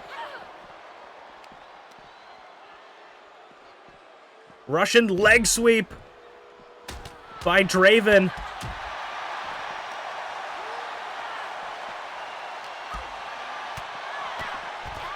Step up, get down. Shmeeps playing a little, trying to play defense. Sayudo suplex, stumping Draven on her head on the floor. Ooh, Draven, ooh, kick out of two. Shmeeps was caught in between. Asanaza didn't know what to do. Ayasu, though, doesn't have that problem, breaking it up before the count can even start. Now the elbows. Feeling the blues! Feeling the blues! But Draven, very familiar with blue, breaks it up. Scoop slam. And a dragon suplex! One of the hardest working idols in the division, one of the scariest idols in the division is Draven. Knee strike. Falcon? No Falcon arrow? No, reversal. Big boy senton. Reversal by Asanaza. Nearly hit with the Falcon arrow, which is good because nobody kicks out of the Falcon arrow. Asanaza sends Shmeeps into the barricade. Ooh, the back kick dodged, and Ozanaza takes Draven down. Sound of Night connects. Shmeeps got to keep Ayasu busy. 2. Oh! Near fall. Nearly the #1 contenders as Shmeeps just drives the sledgehammer to Ayasu. Russian leg sweep again and gonna go for the ground and pound.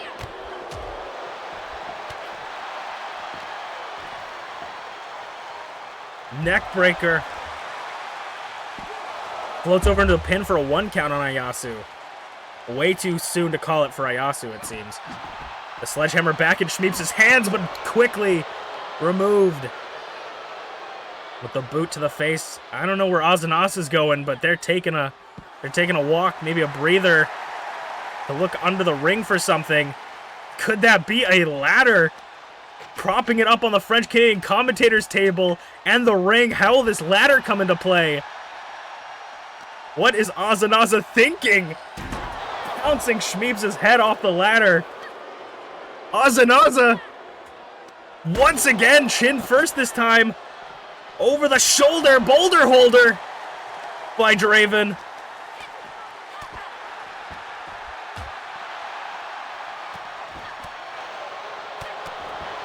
Ozanaza trying to get this spot.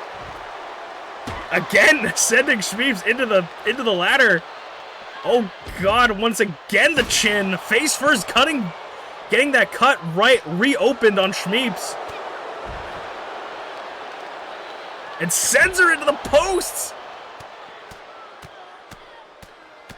Ozanaza coming to grab the sledgehammer. Thinks against it, now coming to help out their partner. Knee, step up, Hurricane Rana. The ladder a little bit in Shmeeps' way. Hooks the leg. Ayasu's got to play. Defense 2. Kick out of 2. ShmeepsWorld might be concussed. I don't know. The sledgehammer again. Reversal by Draven. Shmeeps getting the ref gyrating a 2. German suplex. Draven, though, not letting go. 2. 3 by Draven. Ozanaza might be out. Ref's got to make sure. 1, 2. Ooh, kick out of 2.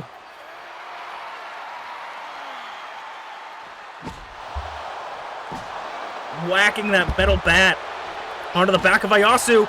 Draven's rolled up. 1, 2. 2. That was a fucking slow-ass count, ref.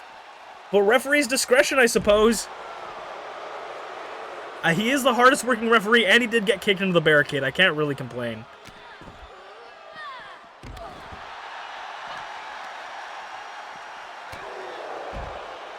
Ozanaza and Draven, the only members of their team still standing. And Draven wants to make sure she's the only one still standing. Drop kick.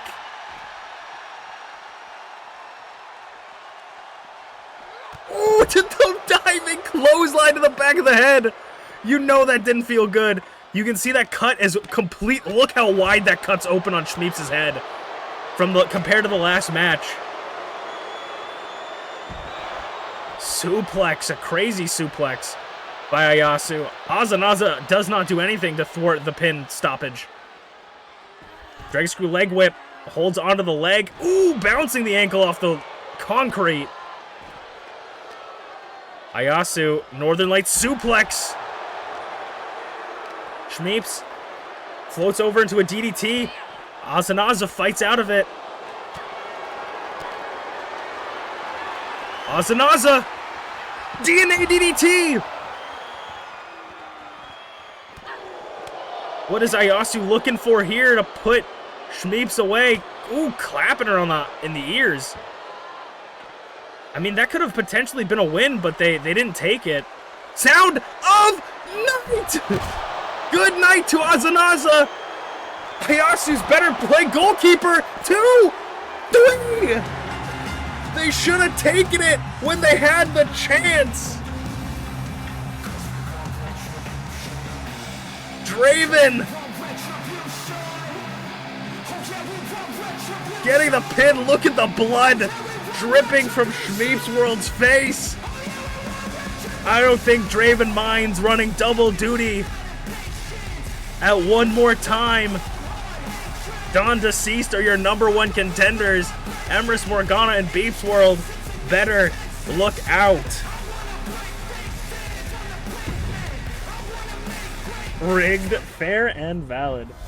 Dude, I think Ayasu fucked it a little bit. I think Ayasu, when Azanaza did the DNA DDT, I think that Ayasu, she, like, when she picked her up, I think that fucked it. I think they could have won off of that, because Draven was down, but by the time they did anything, Draven was already up on her feet. So that was a close match, though.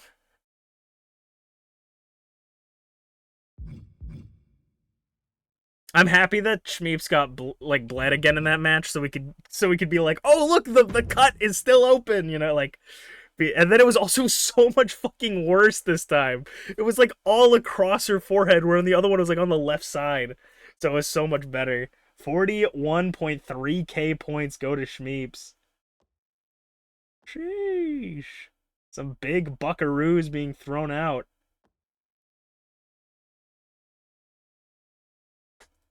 We have 2 more matches, believe it or not. 2 more matches.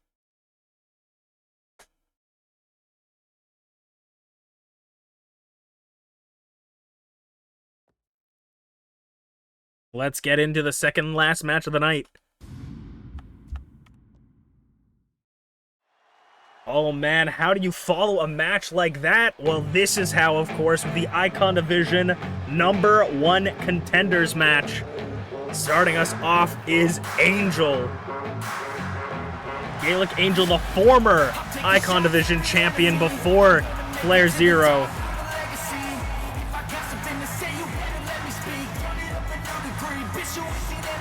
Angel is looking to regain that championship he lost in the Elimination Chamber. Angel beat Tabby Katna in a pretty hard-fought match, but it definitely seemed like Angel had the edge, no pun intended. Angel had had his number, knew exactly what was going to happen, what to do next, and took it. And that's, I think, the kind of mentality you need to have, the kind of headspace you need to have. If you want to be a champion, you need to be able to improvise, predict, adapt, and overcome. And I think that's something that Angel does exponentially well. Is it because he's actually a student of the game and very smart, or is it because he's kind of nuts? I don't know. But speaking of nuts, this is going to be a crazy run back from their championship match. So if Angel's the previous champion, this is the champion before Angel, the man that Angel took the title from, Zarataro, the former longest reigning Icon Division champion of all time. Looking to get his run back, his part 2, his one more time. Looking to become a 2-time Icon Division champion. If we look at this, Zarataro held the championship for 140 days. That is 2 times longer than most people hold the title, as anyone else has ever held the title. It is more than 2 times. Who will face FlairZero at one more time? We know Flair's watching from the back, and we gotta wonder if Flair is injured after his match in the Ultimate Openweight tournament against Garreth Unported a couple weeks ago. He seemed very injured at the end of that, so let's hope that the champion is able to even compete at the event on Saturday. He's had a couple weeks of rest and relaxation, and hope he is medically cleared to compete. But this match will be a good one, because both these two want this championship. Both these two want it bad. Single leg drop kick from Angel. That was Angel's first ever championship. That was Zarataro's, or first ever Icon Division championship. That was Zarataro's first Icon Division championship. They're looking for their second one. And Angel barely got out of the door. Only a 35-day title reign, 0 defenses for Angel.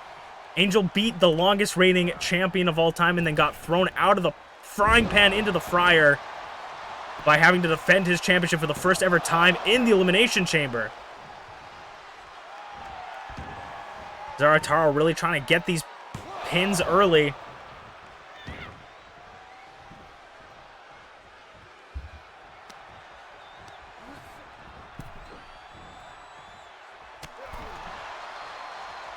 Angel trying to knock Zarataro off the apron, but Zarataro holds heavy and strong. Off the ropes and a big drop kick from the top springboard. Both these two love just using their bodies as instruments of war, flinging themselves across the ring. X Factor, I believe.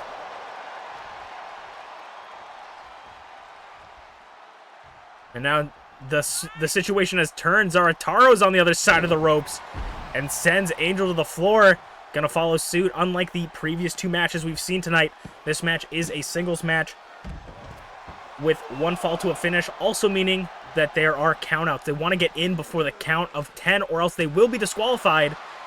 And I don't even know what happens if they both get disqualified. And Angel, of course, doesn't even want to think about that. Throwing Zarataro back into the ring. And Zarataro quickly resetting the count and meeting him on the outside, cannonballing across the ring, not giving Angel any time to relax on the outside.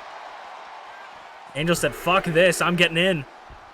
Goes in between the ropes, and Zarataro's going to follow suit. Angel playing a little bit of cat and mouse with the hamster. Sends Zarataro off, or Zarataro sends him off the ropes and flattens him. Zarataro beat Dragthulu to get to this point. And a hard-fought but decisive win for Zarataro. Zarataro, one of the most dominant icons this entire season, if not in the history of MPW. Zarataro gets taken down, though. We saw a little bit of some submission action from Angel trying to wear down the opponents. We'll see how much that goes into his strategy. Off the ropes, crossbody. Zarataro is looking to get as many flash pins as possible just to see where Angel's hanging here. See where he's at, where his mental is. Off the ropes. Hurricane Rana. Shitty little awesome Hurricane Rana. And just right and left blows, and we're gonna see blood for a third time this match. For a third time this show. Zarataro on the top ropes, tries to dive over him, but nobody's home. Angel gets out of the way. Angel inverted suplex. Soup. Hooks the leg. One, kick out of one. Zarataro not showing any signs of wear so far. But remember, this is the guy that beat Zarataro for the championship. That's got to be going through Zarataro's head right now. Goes for a suplex, hooks it back up. Second one. And a third one by Zarataro. You got to remember, Angel beat Zarataro, so that's got to be weighing on his mind a bit about what do I have to do to put away this guy. He beat me already. And Angel, how does that affect Angel's mind? He knows he can beat Zarataro. He's done it before. Zarataro using every opportunity to get offense off. Once again, cannonballing for the second time. Took his time for that one. Still connects on it. 2 count. Tries to go for something, but clubbing blow. Slips out of it into a clothesline to the back of the head, throwing Angel into the barricade. They can use the outside as much as they want, and Zarataro's going to take that and run with it, but they got, or not as much as they want, but they can use that as much as they want within the time limit. Could Zarataro be looking for a count-out win? It wouldn't be an honorable win, but it would be a win. Zarataro gets back into the ring, and it looks like he's trying to put Angel away. Oh no! Angel catches it. Enziguri though. Zarataro goes up top. Ham Thank you, ma'am, connects. A little bit close to the ropes, though. 1, 2, near fall for Angel. Gets that shoulder up and right back onto his feet. Angel might be in trouble. Kaiju killer. 1, 2, 3, and Zarataro is the #1 contender for the Icon Division Championship. Was his loss to Angel a fluke? And can he redeem himself? The longest reigning Icon Division champion is in the running for the championship once again. A very decisive win, I would say, for Zarataro. Gave Angel no chances. As we'll move on to our main event of the night, the Idol Division #1 contenders match between mother and daughter. It's just not fair. I gotta write these down somewhere. Just not fair. Oh, yeah. So we'll say Garreth. Open. Angel. Icon.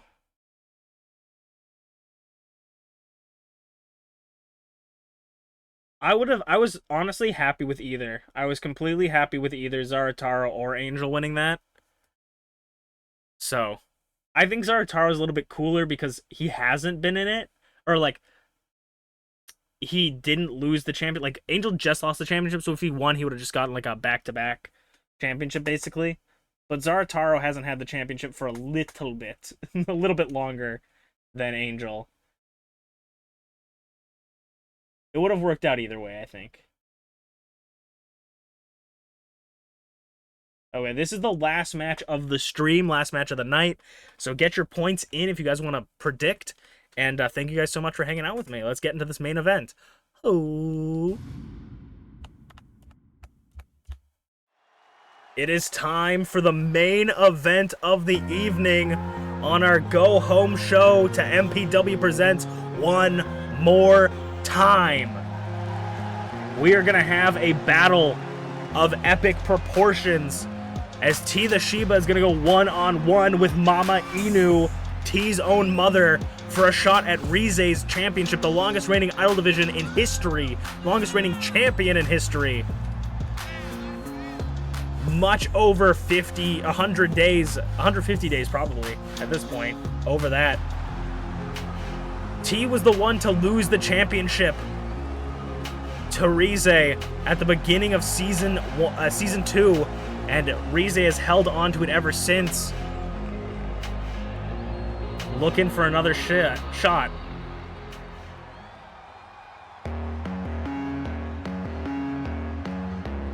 MamaInu, though, earned her shot as well in the triple threats.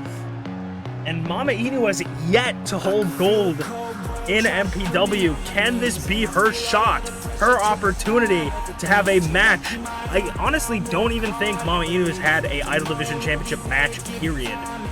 So, this could be MamaInu's first and only opportunity. You never know. Can she pull it off? MamaInu had to go through both Usaino and Balloonist to get to this point in their triple threat. T beat Glitchy and Tyranno Maximum.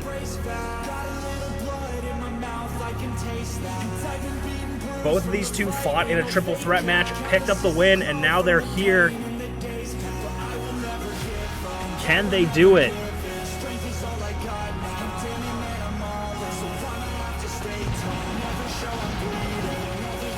Will family ties affect this match, or will they go all out for the win?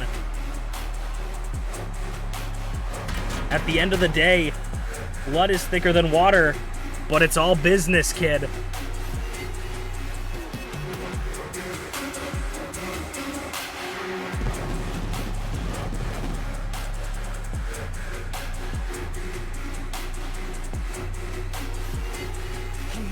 MamaInu versus TeaTheShiba, a battle of the dogs, a battle of who is the big dog in MPW. Is it TeaTheShiba, a former one-time Idol Division champion, former openweight champion, versus MamaInu, who's yet to hold either title? We've seen these two on the same side of the ring before. We've seen these two against each other. But have we seen them to this extent? T starting off with a hip toss, taking her mother down and running the knee. Already showing, I think T wants to end this early. Two? I was thinking maybe this was a finger poke of doom real quick. And T was going to get an easy win, but MamaInu maybe just a little bit dazed from that knee strike. I mean, who wouldn't be as T rubbing the boots on MamaInu's head. Kick to the back. MamaInu had a hard-fought win in the triple threat, but when it comes to one-on-ones, it might be a completely different story. As T goes up top, what is T thinking from up here? Drop kick from the top rope. And a booty popping moonsault. MamaInu has been taking punishment already out of the gate with little to no offense. If she keeps this up, she will lose the match, no doubt. As I say that, MamaInu gets back up to her feet. Fireman's carry off the rope, hanging her to dry like her laundry. And now T gets up in a similar fashion. See, the thing is, MamaInu taught T everything she knows. Off the ropes, back elbow. Will the student or the master be the one to win the game? Kip up after the sling blade. MamaInu off the ropes, ducks under. Jumps over.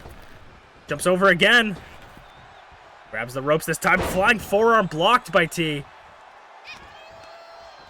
And now T's gonna boop the schnoot of MamaInu. Very disrespectful from their daughter.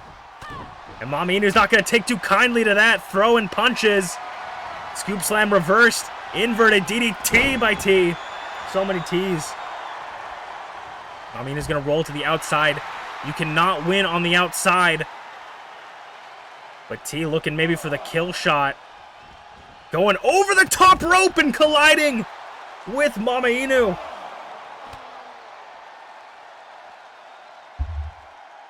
Knee to the head. They only have to the count of 10 to get back in it. MamaInu back up, flying forearm, kip up. 3 count, MamaInu. Managing her time on the outside.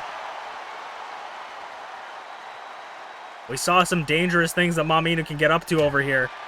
And if I was T, I'd want to get into the ring. Elbow to the head, trying to knock MamaInu off. We could be seeing maybe T trying to spare their mother. 3 count. T's talking to her mother, saying, come on. But MamaInu looks out. Could this be a double count out?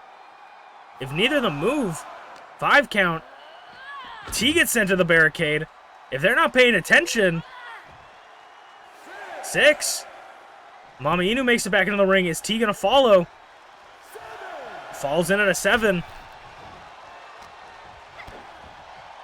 MamaInu. I was saying pile driver. I was saying if she hit that on the outside, that would be devastating to T. She waited until they're inside the ring with a little bit of padding. Not that that feels any better. It looks like it might have woken up T. T though hooks him. Pedigree. Pedigree in the corner. Wants to pull MamaInu away from the ropes. My voice is dying, as it so often does. Rolls over MamaInu, but it might have been too much. Too long. 2. Kick out of 2. MamaInu.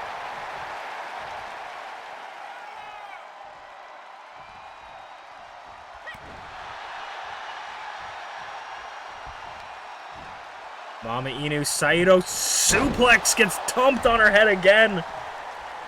T goes up to the middle ropes. Maybe waiting. Nope. Moonsault. Doesn't quite get all of it, but does hit it. Landing a little bit on her arm. MamaInu looks injured, looks out. It might be the beginning of the end for MamaInu. Sends in the corner.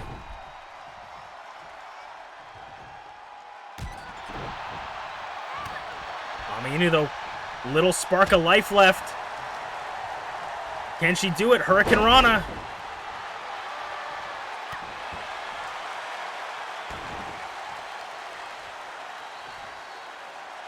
Boots to the face. Ducks the big boot.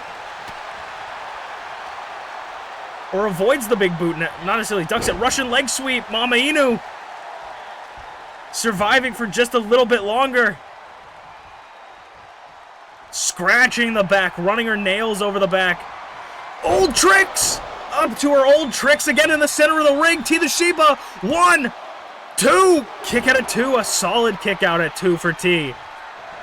Not enough damage has been dealt to T. But big damage from MamaInu. MamaInu going up top. We've seen elbow drop, an axe handle, crossbody. Crossbody! T, though, kicks her off. T's back up now. And in a dangerous position for MamaInu. Things could get a little bit twisted. Twisted T, nobody's home. Boot or drop kick to the back. MamaInu flips her around. Old tricks again! Hooks the leg really close to the ropes, though. 1, 2. No, kick out at 2.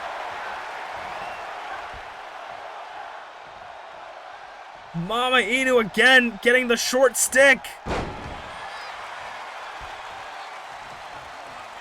T trying to think of what to do next. Booty popping. Moonsault. Hooks the leg on MamaInu. Is MamaInu out of gas? 2. Kick out of 2.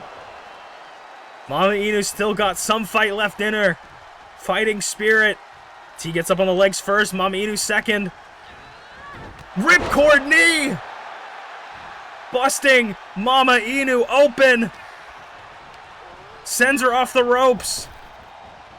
German suplex. MamaInu expertly, as I said earlier, you can only win on the inside of the ring. Wants to roll to the outside. Doesn't matter how much damage you take on the outside. You can't win on the outside. TeaTheShiba and crushes and burns, playing possum for her daughter. Mama taking her to her knee. The old-fashioned way.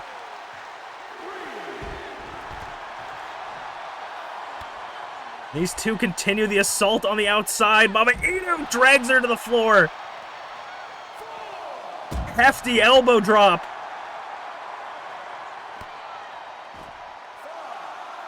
And that punch to the temple. MamaInu again with an elbow drop. 6 count, though. They gotta keep track of the count. 7. MamaInu gonna send T into the ring. Doesn't want to win that way. 8. Makes it back in. MamaInu from the corner. I'm sorry. I love you. T caught some air on that one. MamaInu for the #1 contendership. Not done yet. Oh, up to roll tricks. No, super kick.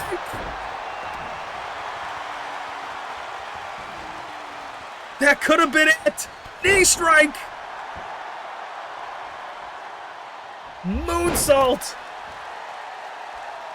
T is back on fire.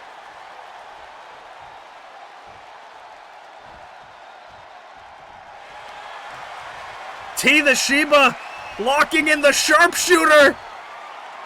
I don't think we've ever seen T lock in a sharpshooter before. MamaInu's got nowhere to go. We can see MamaInu tap. Oh, MamaInu powering out. She's back up. Pedigree. Pedigree to MamaInu. I think that might be all she wrote. 1, 2, 3. TeaTheShiba is gonna have her rematch against Rize, but at what cost?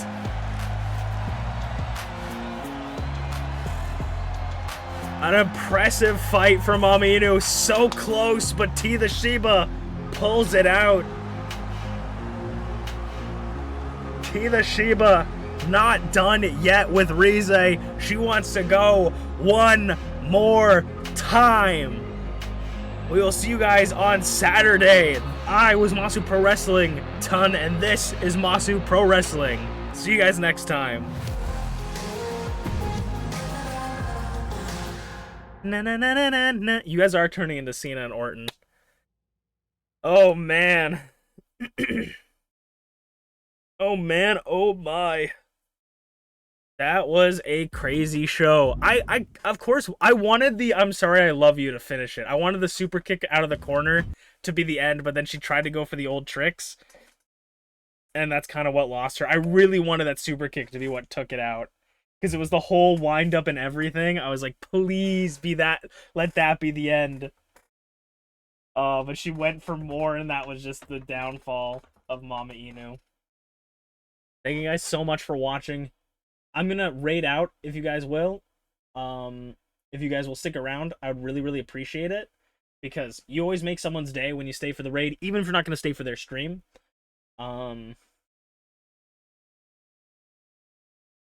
That was honestly a tender moment in wrestling, yes. And since you only you're the only one that voted, we'll still give it to MamaInu. That was one of the best moments. That's why I had to pick it. Also, it's a reference to Old Yeller. Yeah, it looks like Memsy is streaming. Let's go raid Memsy. We very rarely get to raid Mem. I picked it for both those reasons, because it's a reference to Old Yeller and a reference to the Flair and Sean match. Okay, chat. We're going to send you over to Mems, so I'd appreciate if you guys dropped a follow, said hello if you can. I think you can only say hello if you drop a follow. Mems is a great streamer. She's playing the new Marvel Rivals as well, which is a really cool game. I'm going to definitely check that out at some point. Probably maybe on stream. I don't know. You guys might even see me on Mems' stream. So thank you guys so much for watching, and I'll see you guys next time. Bye-bye. Matane. Bye-bye.